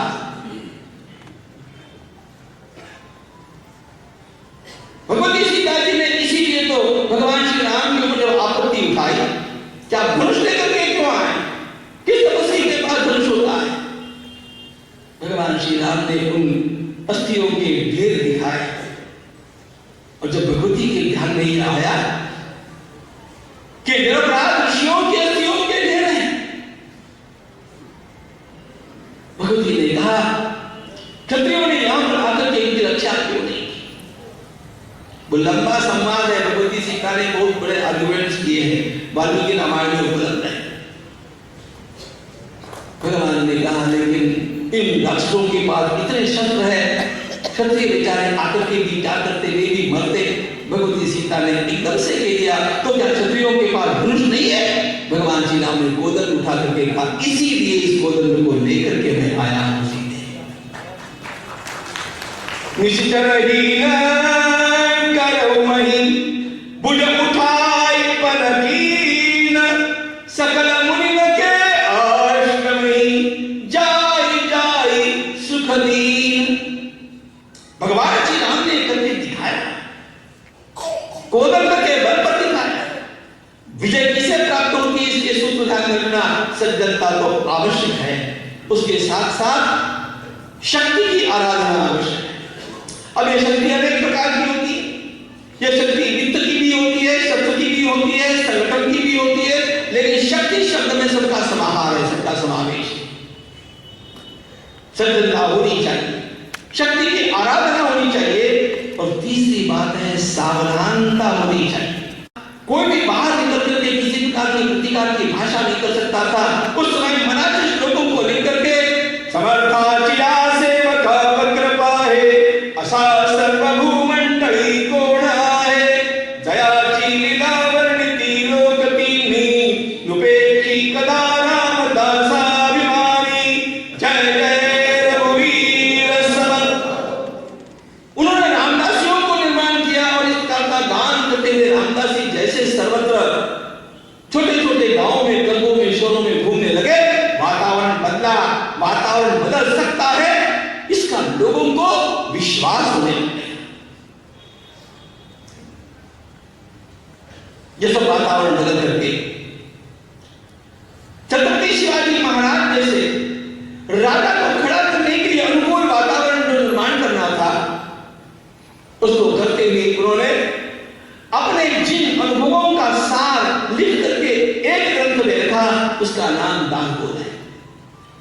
कहना मैं ये चाहता था कि लिखने वाला केवल लेखक नहीं है।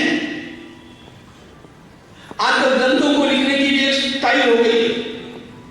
इधर उधर के 50 बंदे इकट्ठे कर लिए, सब में से थोड़ा थोड़ा ले लिया, कहीं की ईंट कहीं का रोड़ा, भानुमती ने कुंबा जोड़ा, PhD।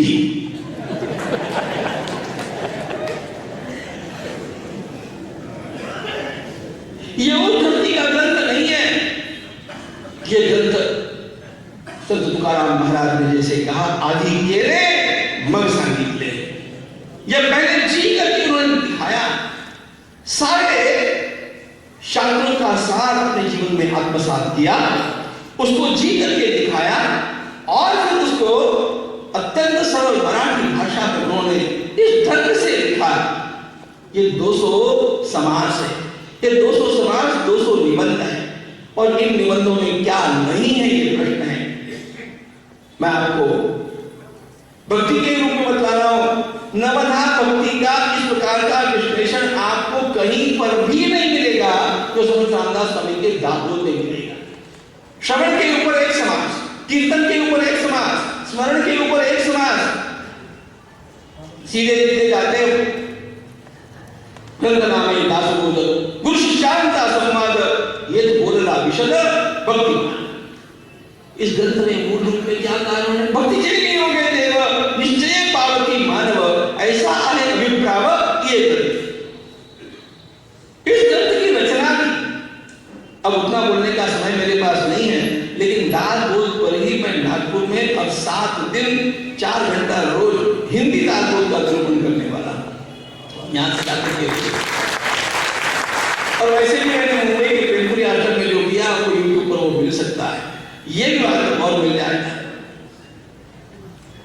ग्रंथ का मूल उद्देश्य क्या है, उसकी प्रतिज्ञा, उसकी प्रस्तावना, उसकी अवक्रमणिका, ये सारी बातें और मौत की बात, उसकी बिब्लियोग्राफी, ये सब कुछ आपको इस दासबोध में मिलेगा। ऐसे ग्रंथ की रचना करने की पद्धति महाराष्ट्र में नहीं है, हमारे देश में कहीं पर भी नहीं है। और सत्य बोलता हूं, महाराष्ट्र के अत्यंत प्रगल्भ संत साहित्य में स्वतंत्र ग्रंथ ऐसा केवल ये ज्ञानेश्वरी भगवद गीता की टीका है, एकनाथी भागवत जी के 11वें स्कंद का भाष्य है, संत तुकाराम महाराज का गाथा। ये ग्रंथ नहीं है, यह केवल उनके बिखरे हुए अभंगों का संकलन है।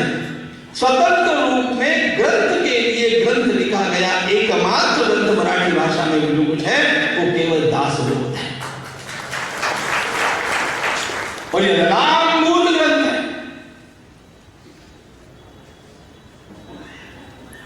लाइफ मैनेजमेंट के लिए आपको दूसरा कुछ नहीं पढ़ना पड़ेगा। भक्ति करनी है, इससे जानिए। वेदांत क्या है, इससे जानिए। अक्षर कैसे लिखने चाहिए, इससे जानिए। किसी के साथ बातचीत कैसे करनी चाहिए, इससे जानिए। उत्तम पुरुष के लक्षण क्या होते हैं, महंत के लक्षण क्या होते हैं, महंत के कर्तव्य क्या है। इतना नहीं है, इसमें मूर्ख लक्षण भी है। इतना ही नहीं है, इसमें पढ़त मूल का लक्षण भी है। एजुकेटेड फूल्स कैसे होते हैं आजकल हमारे देश में बहुत है, जो आए दिन इस राष्ट्रीयता का नाश करने पर तुले हुए हैं। लगता है कि वो पढ़े लिखे हैं, या they have got their own degrees, but they don't love Bharat माता। ध्यान रखना, इस देश के साथ गद्दारी करने वाले ये पढ़त मूर्ख ये शब्द वैसे देखेंगे तो बनवाना शौक आ भी है। एजुकेटेड फूल्स उसने कहा। और बड़ी विचित्र बात यह है कि जब मूर्ख लक्षण और पढ़त मूर्ख लक्षण हम पढ़ते हैं ना, तो लगता है कि हम अपना आत्मचरित्र ही पढ़ रहे हैं। मैं ऐसा व्यवहार करता हूं, ये रामदास स्वामी को कैसे पता चल गया। संगठन कैसे करना चाहिए, कहीं मत जाइए पढ़ने को, रामदास स्वामी का दासबोध पढ़िए। यह संगठन शास्त्र का सर्वोत्तम ग्रंथ है। कितने लोग मेरे पीछे हो रहे, अरे नवाब जी तारागण कैसे, मैं जहां जाऊंगा वहां लोग मेरे साथ हैं। लेकिन इतने लोगों को साथ रखना हो तो उनके मुख्य लोगों के साथ मेरा संबंध कैसा होना चाहिए। वो कहते हैं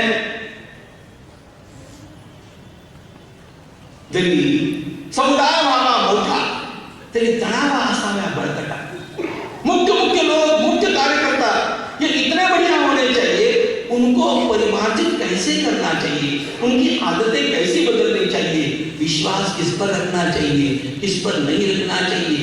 जिस पर विश्वास नहीं हो उसको भी कभी नहीं कहना चाहिए कि आई डोंट बिलीव यू, उससे भी प्रेम करते रहना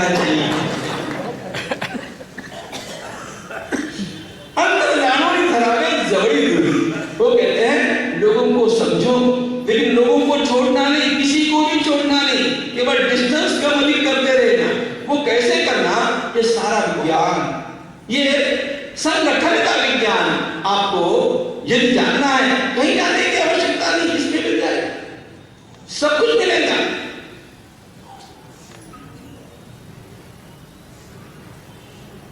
कितना कितना कहा है उन्होंने, कितना कितना वर्णन मैं आपके सामने करूं। आरंभ करते समय मैंने एक वाक्य का उच्चारण किया था कि मुझे संसार में ऐसा कोई दिखता नहीं है।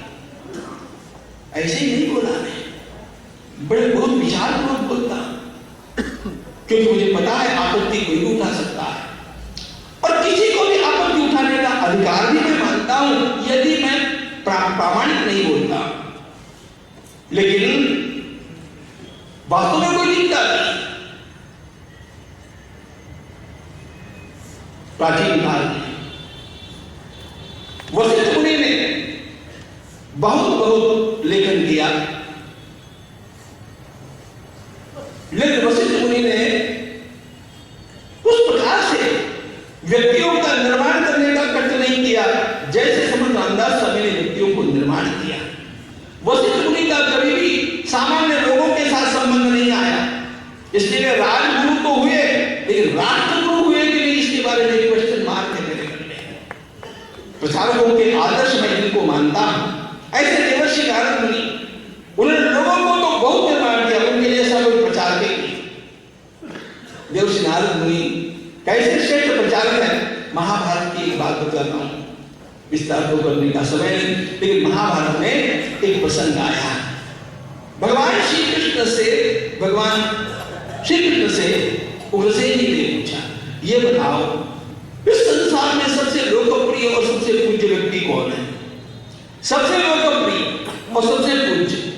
अब कठिनाई की बात यह है कि जो पूज्य होते हैं वो प्रिय नहीं होते, और जो प्रिय होते हैं वो पूज्य होने का कभी संभव ही नहीं। पूज्य जनों को हम प्रणाम कर लेते हैं, आशीर्वाद दे लेते हैं, और प्रिय जनों की ओर मुड़ते हैं गपशप के लिए। स्थिति है पूज्यत्व और प्रियत्व एकत्र आ जाए, बड़ी कठिन बात। प्रश्न ये पूछा है नारायण जी से, ये पूछा है भगवान श्री कृष्ण से। भगवान श्री कृष्ण ने वर्णन किया, संसार में सबसे लोकप्रिय और सबसे पूज्य एक व्यक्ति है जिनका नाम देवर्षि नारद मुनि है। और भगवान ने केवल ये कहा नहीं, नारद जी का वर्णन भगवान ने 20 श्लोकों में किया है। कभी तो भी शांति पर्व के पन्ने पलट करके उन 20 श्लोकों को पढ़िए तो आपको संघ के प्रचारकों का वर्णन अपने सामने मिल जाएगा कि क्या किस प्रकार से काम इन लोगों ने किया है। और यही बात मैंने प्रचारकों के सामने बोलते समय भी, मूल बात यह है नारद जी ने लोगों को निर्माण तो किया, लेकिन नारद जी ने साहित्य कहां लिखा? एक नारद जी के भक्ति सूत्र है, एक नारद स्तुति है, बात खत्म। लोगों को निर्माण करने का काम वाले साहित्य नहीं लिखा गया। भगवान आदि शंकराचार्य महाराज ने अध्यात्म का कितना साहित्य लिखा, लेकिन राजनीति में उनका क्या योगदान है? चलो, आर्य चाणक्य ने राजनीति में कितना काम किया, लेकिन अध्यात्म में उनका क्या योगदान है? आधुनिक ज्ञानियों की ओर हम आते हैं। एकांत में बैठ करके महर्षि अरविंद ने बहुत लेखन किया, लेकिन समर्थ रामदास स्वामी जैसा सड़क पर आकर के प्रवास करने का कभी उनके जीवन में हुआ नहीं, होने की संभावना नहीं थी। उतना प्रवास उनसे कभी नहीं हुआ। इधर एक व्यक्ति प्रवास भी करता है, लेखन भी करता है, लोगों को निर्माण भी करता है, अगली पीढ़ियों के लिए प्रेरणा भी प्रदान करता है, और सभी प्रकार के लोगों के साथ मिलकर के काम करना भी जानता है। उनका एक आग्रह था, कभी व्यक्ति को व्याख्या होकर के नहीं घूमना चाहिए। जिसको काम करना है उसको सामान्य लोगों जैसा भिखारा सार का स्वरूप है, सामान्य रूप लेकर के घूमते रहना चाहिए। अंतरंग का श्रृंगार सद्गुणों से करना चाहिए। योगीराज अरविंद ने लेखन बहुत किया, लेकिन ये प्रवास उनके बस की बात नहीं थी, उनसे नहीं हुआ। स्वामी विवेकानंद महाराज ने लोगों को भी निर्माण किया, साहित्य भी हुआ, प्रवास भी हुआ, लेकिन अंग्रेजों के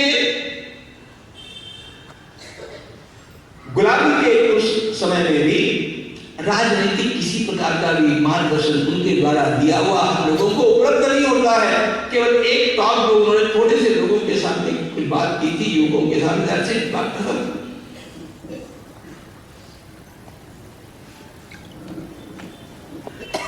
आपको ये दिखाई दे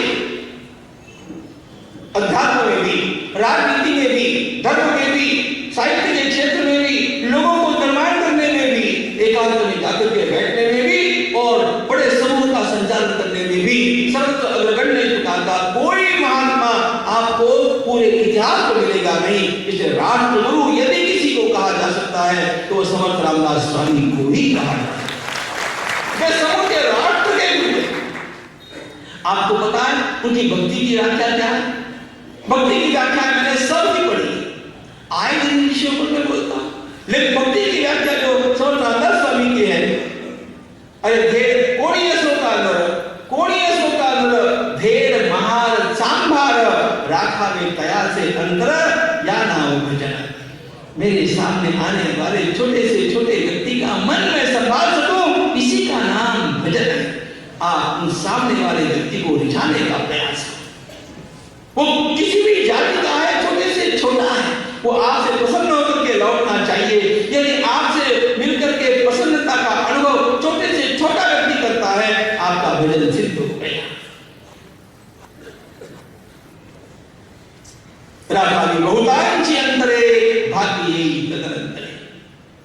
संपूर्ण इतिहास का यह अद्भुत महात्मा जिसको स्वातंत्र सावरकर भारत का मैज़नी कहते थे, जोसेफ मैज़नी का जीवन आपने पढ़ा होगा, नहीं पढ़ा होगा, लेकिन इटली का उद्धार करने वाला एक मैज़नी हुआ जिसने उस सारे समाज को अपने रोमहर्षक उपदेश से भर दिया। स्वातंत्र सावरकर कहा करते थे समर्थ रामदास स्वामी हमारे भारत के मैज़नी, जोसेफ मैज़नी। सब कुछ आपको इसमें मिलेगा। ये सब कुछ जो इस मराठी भाषा में बंदिस्त पड़ा हुआ था, उसको कभी तो भी किसी के द्वारा तो भी हिंदी भाषा में लाया जाना आवश्यक था। दादपुर का हिंदी अनुवाद इसके पूर्व हुआ नहीं, ऐसा मुझे नहीं कहना है। दादपुर का हिंदी अनुवाद भी इसके पूर्व हुआ है, वह भी उपलब्ध है। लेकिन ध्यान रखना, हमारे यहाँ आध्यात्मिक ग्रंथों के पद्यमय होने की एक परंपरा है, और जब पद्यमय होते हैं तो गेय होने के कारण वे अपने आप हमारी जिह्वा पर आ जाते हैं। इसलिए दास बोध के इस ऊर्जस्वर अत्यंत श्रेष्ठ विचार धन को हिंदी भाषा में पद्यमय रूप में ला करके और सारे देश के लिए इसे खुला करने का काम जिन दुबे जी ने किया है, उनका भूरी भूरी अभिनंदन।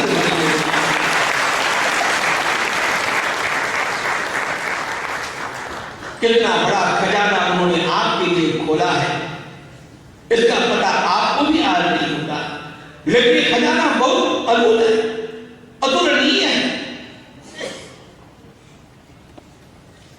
इस खजाने में से एक एक रत्न को आप निकालते रहेंगे जीवन में, और उसका थोड़ा थोड़ा पालन करने का प्रयास करते रहेंगे।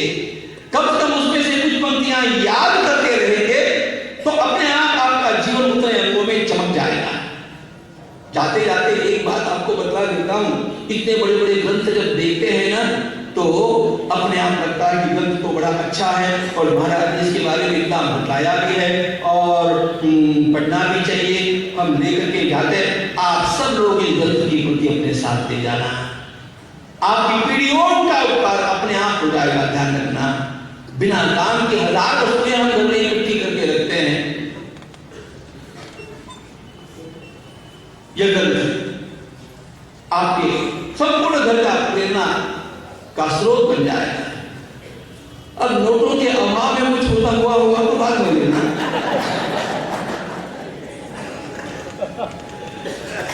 लेकिन कभी कभी ग्रंथ को अपने घर में स्थान देना। मैं कह ये रहा था कि इस प्रकार के ग्रंथों को जब देखते हैं तो उत्साह भी होता है कि पढ़ना चाहिए। उसकी आकृति प्रकृति देख करके ये भी लगता है कि ये तो पार पढ़ने वाली बात लगती है। मैं आपको एक बात बताना चाहता हूं बड़े प्रेम से, पूरे ग्रंथ को पढ़ने के पीछे मत पड़ना। इसके महत्वपूर्ण टॉपिक्स क्या क्या है, इसको आप थोड़ा सा वहां पर मार्किंग कर लेना, संकेत कर लेना, उतना ही पढ़ना। इस ग्रंथ को आद्योपांत पढ़ते बैठेंगे तो हो सकता है आप नहीं पढ़ पावे और कुछ ही दिनों में आपका उत्साह भंग हो जाए। लेकिन ये ग्रंथ आद्योपांत पढ़ने के ग्रंथ नहीं होते हैं, ये ग्रंथ पारायण के ग्रंथ नहीं होते हैं। सब books are to be tested, some to be swallowed, but some few to be chewed and digested. ये chewed and digested वाले पुस्तक हैं। इन ग्रंथों को पाठ रखना, समय समय पर देखते रहना। अरे कभी तो आपको 15-20 मिनट का समय मिलता ही होगा, कहीं न कहीं आप इस ग्रंथ को खोलेंगे, अच्छे वाक्य जिनमें जीवन का सार आपको प्राप्त होगा, बहुत सारे मिलेंगे। मैंने स्वयं यही नीति अपने बाल्यकाल से अपनाई, मेरा बहुत उपकार हुआ, मेरी दृष्टि बदलने में इस ग्रंथ का बड़ा योगदान रहा। इसलिए मैं इस ग्रंथ का मेरे ऊपर ऋण मांगता आया हूँ, उस ऋण को चुकाने के यहाँ पर आया हूँ। संयोजकों ने बुलाया, उनका आभार। आप लोगों ने शांति से श्रवण किया, आपका धन्यवाद।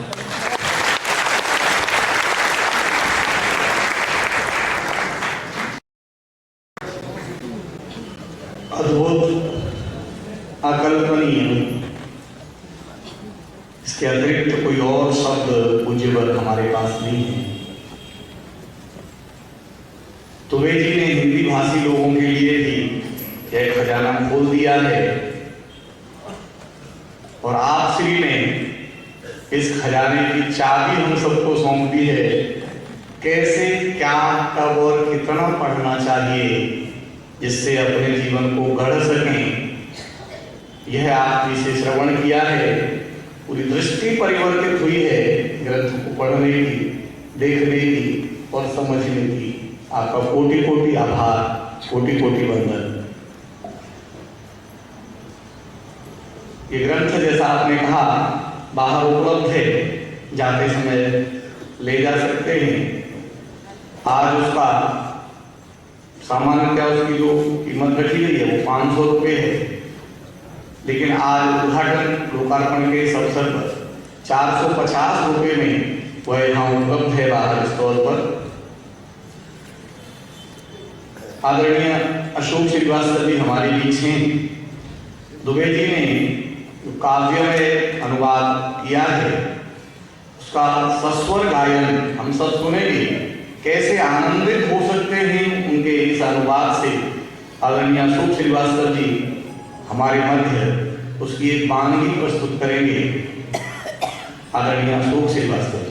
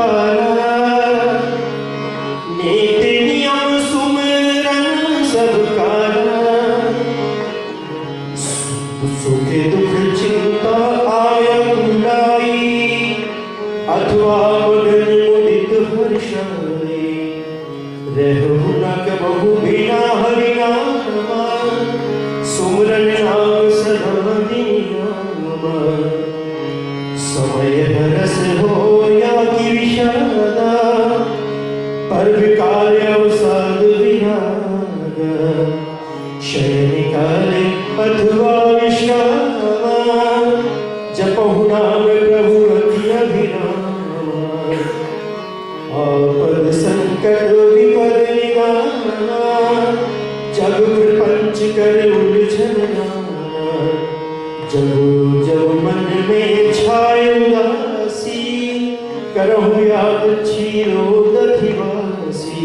श्री राम जय राम जय जय राम, श्री राम जय राम जय जय राम, श्री राम जय राम जय जय राम, श्री राम जय राम जय जय राम। उपभोगत जनि भोग बहु, बिसरो नहीं प्रभु नाम, बोल चाल धंधा कर, भोजन सुख जल पान, श्री राम जय जय राम राम जय जय राम, श्री राम जय राम जय जय राम, श्री राम जय राम जय जय राम, श्री राम जय राम जय जय राम।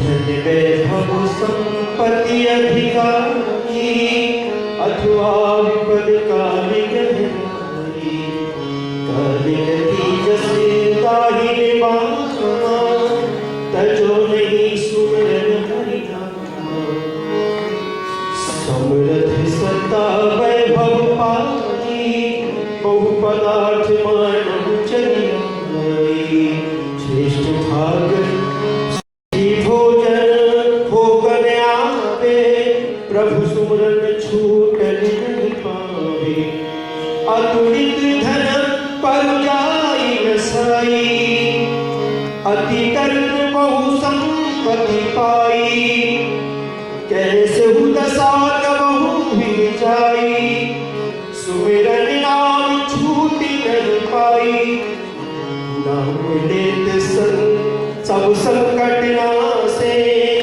नाम लेत सब विघ्न नासे, सुमिरन नाम अवसि नरि पावे, उत्तम पद बहु ख्याति कमावे, भूत पिशाच विविध छल छंदा, ब्रह्म पिशाच ब्रह्म संबंधा, मंत्र चूके कारण उन्मादा, नाम जपत नासन् सब बाधा, श्री राम राम जय राम जय जय राम, श्री राम जय राम जय जय राम, श्री राम जय राम जय जय राम, श्री राम जय राम जय जय राम। विश्वाधार नाम ही हरे, जादू माया जाल, नाम देत उत्तम गति, जब हो गया राम जय राम जय जय राम, श्री राम जय राम जय जय राम, श्री राम जय राम जय जय राम, श्री राम जय राम जय जय राम। शेष वचन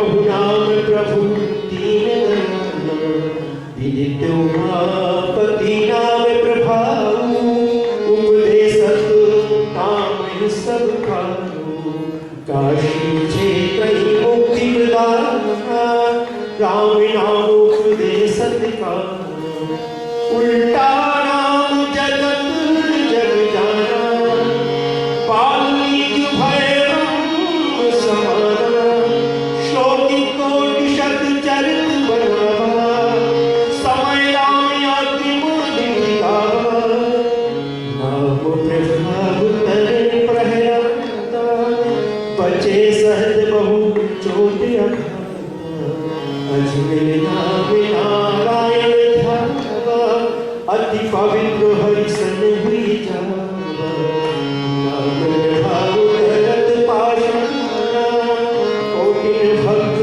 तरे जग जाना अभिमति भार महाजे पापी भय परम पावन प्रभु नापी श्री राम जय राम जय जय राम श्री राम जय राम जय जय राम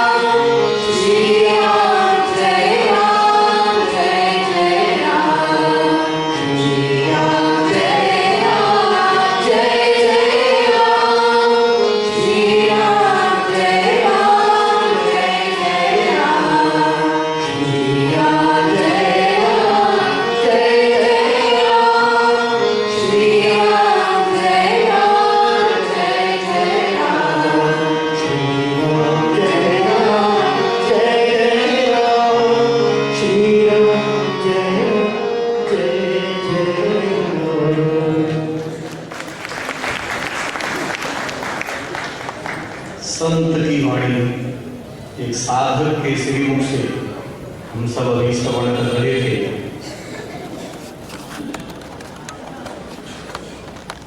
कार्यक्रम को परमादरणीय रमेश लाल जी महाराज धर्मपुरी,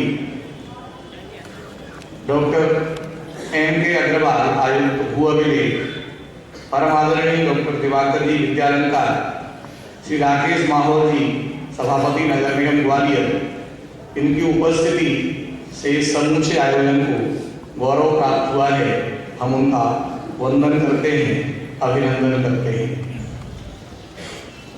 मैं आमंत्रित कर रहा हूँ आदरणीय मावी जी को इस अवसर पर दो शब्द कहने के आदरणीय।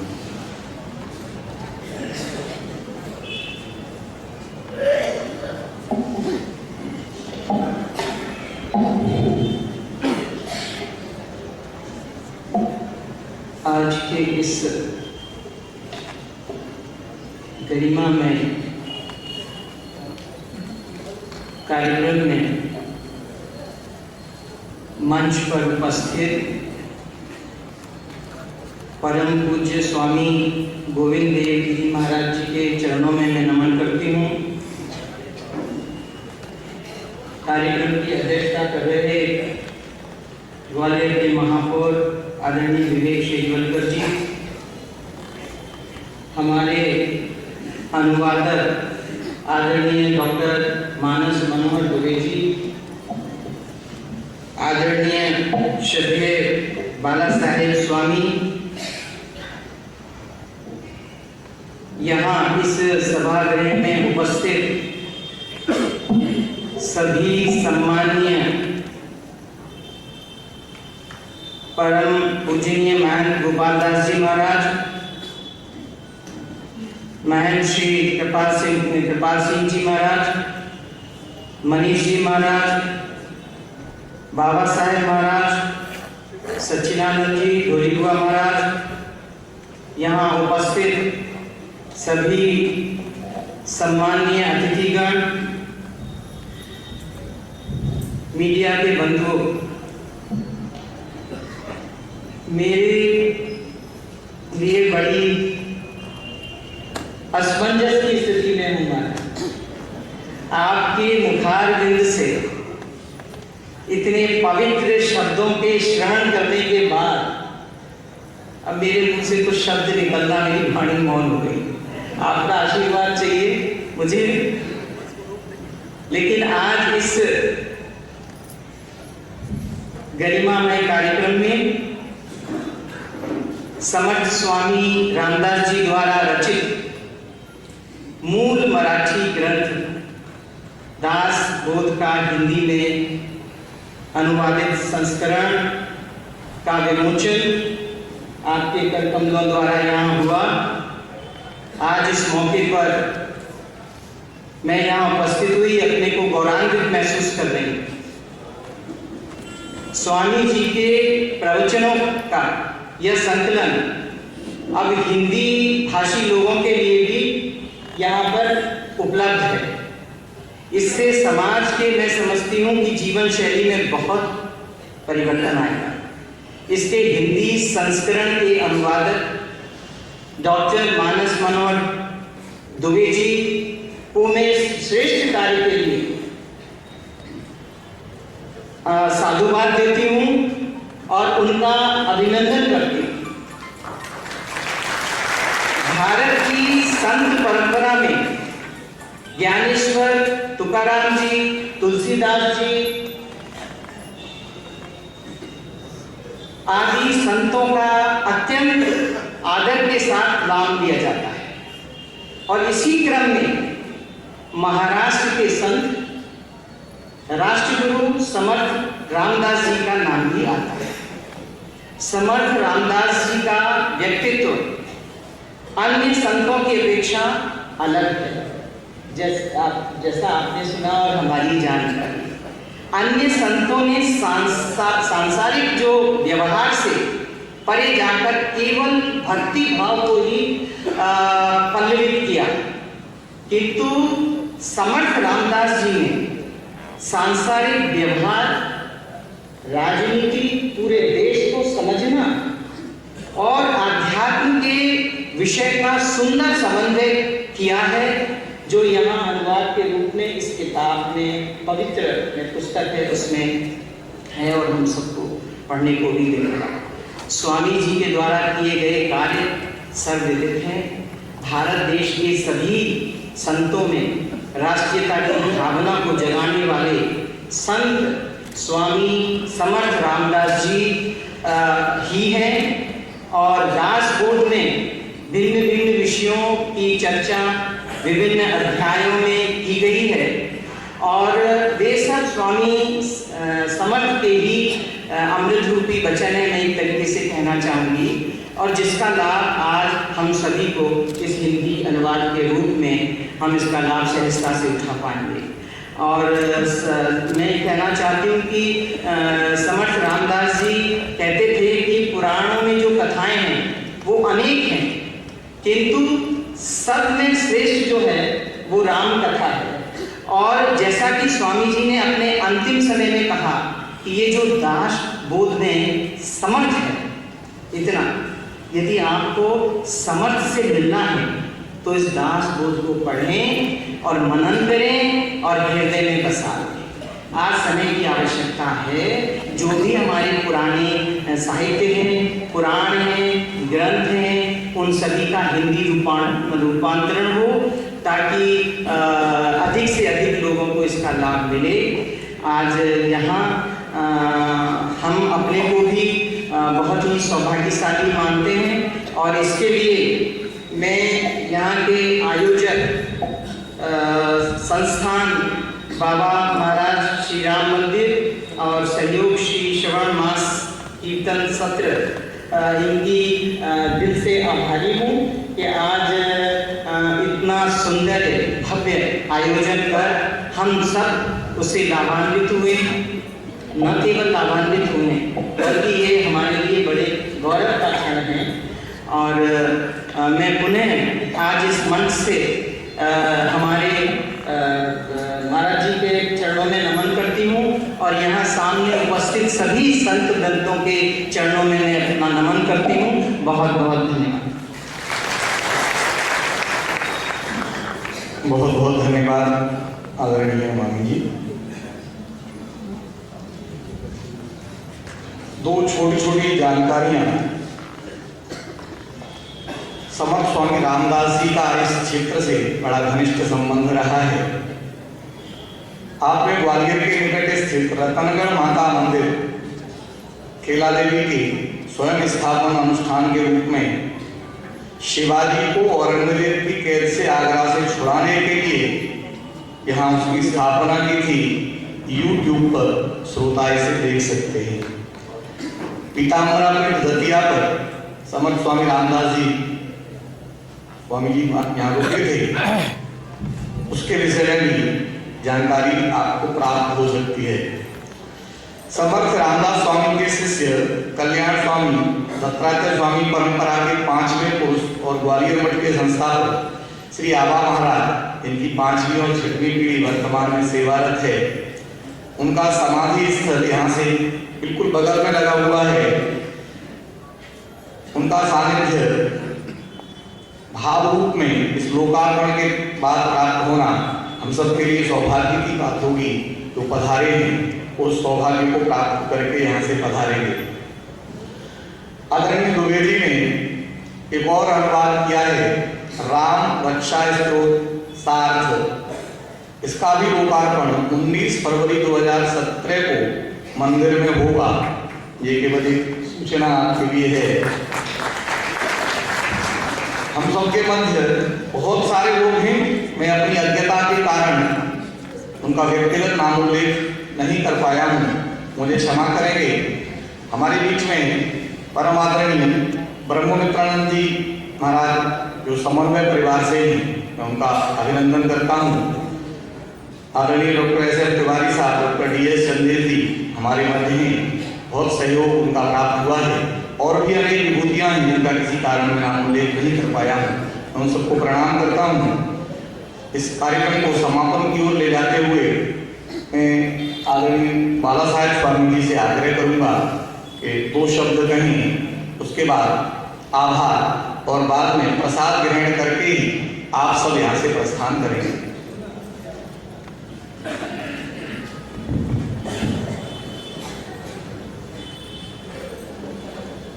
हम सब ने मिलकर के डॉक्टर डोवी जी का तो सम्मान किया, वह आवश्यक भी था। इतना सुंदर कार्य उनके द्वारा हुआ है, लेकिन एक बात तो रहेगी जिसकी ओर हमारे आदरणीय मंत्री महोदय ने थोड़ा संकेत कर दिया और मेरे मन में आया कि यह कार्य वास्तव में रह गया। इतना सब लिख करके डोवी जी ने रखा, उसको लोगों तक पहुंचाने का काम जिस संस्थान ने किया है, उस संस्थान के दोनों श्रीमान राघवेंद्र जी और उपेंद्र जी, इनका भी सम्मान यहाँ पर होना चाहिए।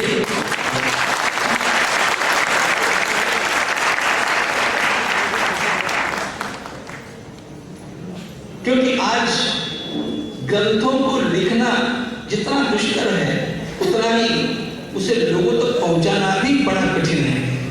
और मैं स्वयं साक्षी हूं, उन्होंने इसके लिए कितना परिश्रम किया है।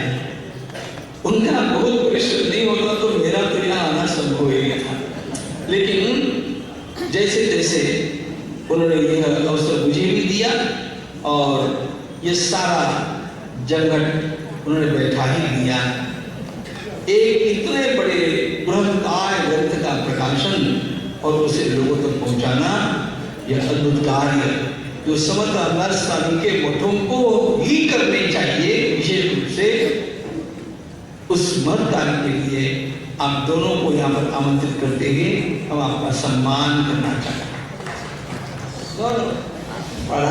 अब तो मेरी आज्ञा करो।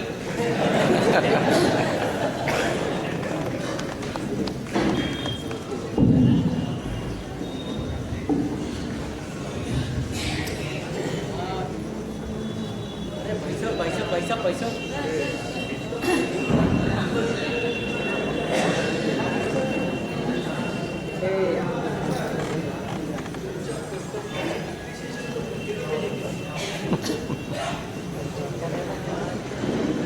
संतों की लीला तो संती जाने, अद्भुत क्षण हम सब साक्षी बन रहे हैं।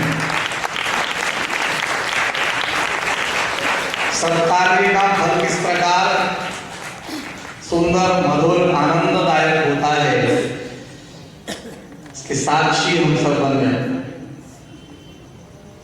अत्यंत परिश्रम पूर्वक आदरणीय उपेंद्र जी और राघवेंद्र जी ने यह कार्य संपन्न कराया है। बहुत स्पष्टता से कह दिया था मंच पर नहीं जाएंगे, लेकिन संत आज्ञा का सामर्थ्य देखिए, अद्भुत, बहुत अद्भुत, बहुत विलक्षण। धन्यवाद आदरणीय, बहुत बहुत धन्यवाद। संत कृपा है जिस रूप में प्राप्त हो, सत्कार्य को सराहना मिलनी ही चाहिए। निसंदेह भारतीय परंपरा का निर्वाह आदरणीय ने अपनी आज्ञा के माध्यम से करवाया। बहुत बहुत आभार, बहुत बहुत धन्यवाद आदरणीय पाला साहब।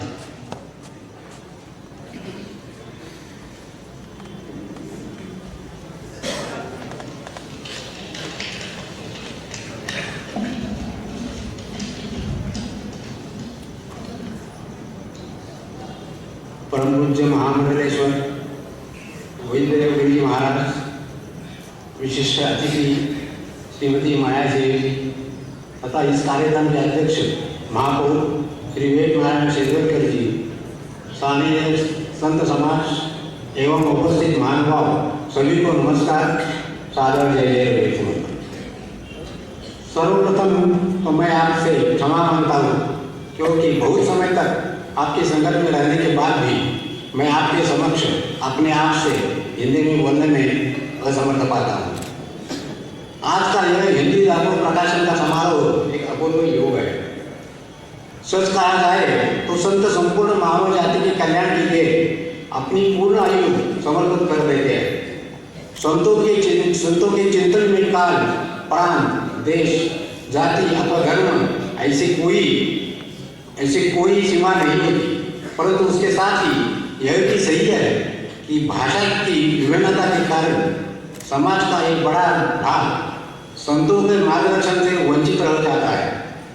इस दृष्टिकोण से विचार किया जाए तो ग्रंथराज श्रीमद् भागवत का हिंदी अनुवाद उपलब्ध है, परंतु केवल मात्र अनुवाद से ग्रंथ का प्रचार प्रसार नहीं हो पाता। उसके साथ ही ये जरूरी है कि ग्रंथ में दिए गए विचारों को उस भाषा की प्रचलित लोकप्रिय पद्धति से पहुंचा जाए, तभी ग्रंथ के विचारों को जनसमूह आत्मसात कर पाता है। इस दृष्टि से विचार करने पर डॉक्टर दुबे जी द्वारा किया गया अनुवाद अत्यंत मौलिक है। इससे समर्थ रामदास स्वामी जी के भागवत में दिए गए उपदेश हिंदी भाषी प्रांतों में सभी दूर पहुंच पाएंगे। समर्थ रामदास जी के समय में समाज में कुछ घातक परंपरा दूर हो गई थी। ज्ञान, कर्म, बुद्धिनिष्ठा की अवहेलना करने वाली एक परंपरा, प्रारब्ध और दैववाद मानने वाली दूसरी परंपरा और व्यक्तिगत और राष्ट्रीय प्रयत्नों को अवहेलना करने की निवृत्तिवादी तीसरी परंपरा। इन सभी एकांकी परंपराओं को समर्थ रामदास स्वामी जी ने जोरदार प्रहार किया। भक्ति, ज्ञान तथा कर्म, इन तीनों निष्ठाओं को समन्वित करने वाला प्रबोधन रामदास स्वामी जी ने किया। इतना ही नहीं, इतनी ही परस्पर विरोधी प्रतीत होने वाली विचारधाराओं का समन्वय साधने का मार्गदर्शन भी उन्होंने किया। जैसे प्रपंच तथा परमार्थ, वैराग्य तथा वैभव, ज्ञान तथा भक्ति, धर्म तथा राजकारण, भाग्य तथा पुरुषार्थ, वैयक्तिक उन्नति तथा सामाजिक उन्नति, ग्रंथीय ज्ञान तथा व्यावहारिक ज्ञान। समर्थ रामदास स्वामी ने इस बात पर जोर दिया है कि केवल तत्वज्ञान की तुलना में जीवन शिक्षण श्रेष्ठ है। संसार को जागृत करने का उद्देश्य उन्होंने किया। संसार में कैसे जीवन जिया जाए, इस प्रश्न का अधिकतम समर्थक उत्तर रामदास स्वामी के साहित्य में प्राप्त होता है। मंडी में जाकर आने पर वहाँ कितना खर्च हुआ, इसका हिसाब तो हम करते हैं, परंतु जीवन का हिसाब कभी नहीं करते। स्वामी जी ने जीवन जीने की शिक्षा के साथ साथ कर्मवाद, अंधश्रद्धा का निर्मूलन करने की बात ही नहीं कही, बल्कि पर्यावरण, जनसंख्या नियंत्रण इत्यादि सामाजिक समस्याओं पर भी अपने विचार प्रस्तुत किए हैं। उन्होंने लिखा है, निर्भुरे उदंडदारी से लक्ष्मी निगो रहेगी, बहुत बच्चे हो तो लक्ष्मी निकल जाएगी। सावधानी, प्रयत्नवाद, विवेक, संगठन शास्त्र आदि विविध पहलुओं पर उन्होंने चिंतन किया। पृथ्वी पर मानव से महत्वपूर्ण कुछ नहीं है तथा मानव के मन से महत्वपूर्ण कुछ नहीं है। लाजपत में मन को बनाने की शिक्षा भी रामदास स्वामी ने दी है। श्रीमद् भागवत का प्रधान सूत्र है, मूर्खता छोड़ते जाओ तथा सयानापन सीखते चलो। जीवन सभी सही ढंग से जिएंगे तो सब सीख जाएंगे। इस ग्रंथ में सामाजिक गतिविधि के साथ साथ गहराई भरी पड़ी है। आज के समय में व्याप्त तत्वचिन्ह राजनीति, चारित्र से रहित शिक्षण पद्धति तथा विवेक शून्य से वैभव का वातावरण यदि बदलना है तो श्रीमद् भागवत का उपदेश सभी दूर प्रसारित करना होगा। इस लोक के जीवन को अनिष्ट मार्ग पर चलना नहीं है, ऐसा यदि लगता है तो भागवत का प्रसार अनिवार्य है। जनता को प्रबोधित करने के लिए जनसामान्य में जिनके प्रति सम्मान की भावना है, ऐसे डॉक्टर मानस मनोहर दुबे जी जैसे चरित्रवान तथा विद्वान मनुष्य को कार्य करना पड़ता है। यह सत्कृत्य डॉक्टर दुबे जी ने किया है। सत्कृत्य की व्याख्या स्वयं के व्यक्तिगत जीवन में आवश्यक काम सेवा भाव से करना ही सत्कृत्य नहीं है, क्योंकि उसमें निजी स्वार्थ का भाव रहता ही है, बल्कि स्वार्थ रहित काम करना ही सत्कृत्य है। डॉक्टर दुबे जी ने यह ऐसा सत्कृत्य करके दिखाया है। निष्काम भावना से किया गया काम ही ईश्वर तक पहुँचता है। आपका काम अपना स्वामी जी जब पहुँच गया है। संत साहित्य का प्रचार करने वाले डॉक्टर मानस मनोहर दुबे जी से जैसे महंतों के प्रति अपनी कृतज्ञता व्यक्त करना समाज के लिए जरूरी है। यही कारण ये है कि आज आपने डॉक्टर दुबे जी का सम्मान किया। इसी के साथ साथ इस मठ के राघवेंद्र तथा उपेंद्र दोनों शिक्षकों का बंधु भी अभिनंदन के पात्र है। किसी भी काम या विचार को समझकर हृदय किए बिना पूरी सफलता के साथ नहीं हो पाता। इस भावना के साथ दोनों भाई रघुवीर समर्थ के हिंदी प्रकाशन में लगे हैं तथा समर्थ रामदास जी के विचार तथा कार्य को आगे बढ़ा रहे हैं तथा ग्वालियर की जनता उन्हें पूरी तरह समर्पण तथा प्रोत्साहन दे रही है। यह अत्यंत ही आनंद की बात है। एक बार पुनः समर्थ आपका अभिनंदन के साथ धन्यवाद। जय जय। बहुत बहुत धन्यवाद आदरणीय बाला साहेब स्वामी जी। कार्यक्रम अपनी पूर्णता की ओर है। मात्र छोटी सी औपचारिकता आभार की शेष है। जैसा आदरणीय स्वामी जी ने कहा, बिना लोगों की सम्मति के सहमति के संभव नहीं होता किसी कार्यक्रम का सफल आयोजन। इसमें बहुत सारी संस्थाएं हैं जिनका सहयोग प्राप्त हुआ है। आर्टिस्ट कंबाइंड ग्वालियर को हम धन्यवाद करते हैं उनके सहयोग के लिए। आदरणीय अशोक जी श्रीवास्तव जिनके मधुर कंठ से हम सब ने ये पूरा श्रवण किया, उनको बहुत बहुत धन्यवाद करते हैं। नगर निगम प्रशासन, विद्युत मंडल, पुलिस प्रशासन, प्रिंट मीडिया, दैनिक भास्कर, दैनिक स्वदेश, नई दुनिया, दैनिक आचरण, दैनिक पत्रिका, राज एक्सप्रेस, इलेक्ट्रॉनिक मीडिया, मंच पर उपस्थित समस्त अतिथियों ने इतने महत्वपूर्ण समय में से जो कुछ क्षण हमें प्रदान किए हैं, हमारा मार्गदर्शन किया है, सबके श्री चरणों में कोटि कोटि आभार। जो भी ग्वालियर के गणमान्य बंधु भगिनी यहाँ उपस्थित हुए हैं, उन सबके प्रति बहुत बहुत आभार। आदरणीय स्वामी जी की आज्ञा से कार्यक्रम के समापन की घोषणा बाहर चाय पान और प्रसाद लेने के पश्चात ही यहाँ से प्रस्थान करेंगे। अपनी अपनी प्रति जिन्हें लेनी है और प्राप्त करके, जैसा स्वामी जी ने कहा, पीढ़ियों का उपकार करेंगे। संसार की सारी दौलत मिलकर पीढ़ियों को बोझ नहीं दे सकती, जो दास बोध की है प्रति दे सकती है। आप सब पधारी, बहुत बहुत आभार। ज्ञात और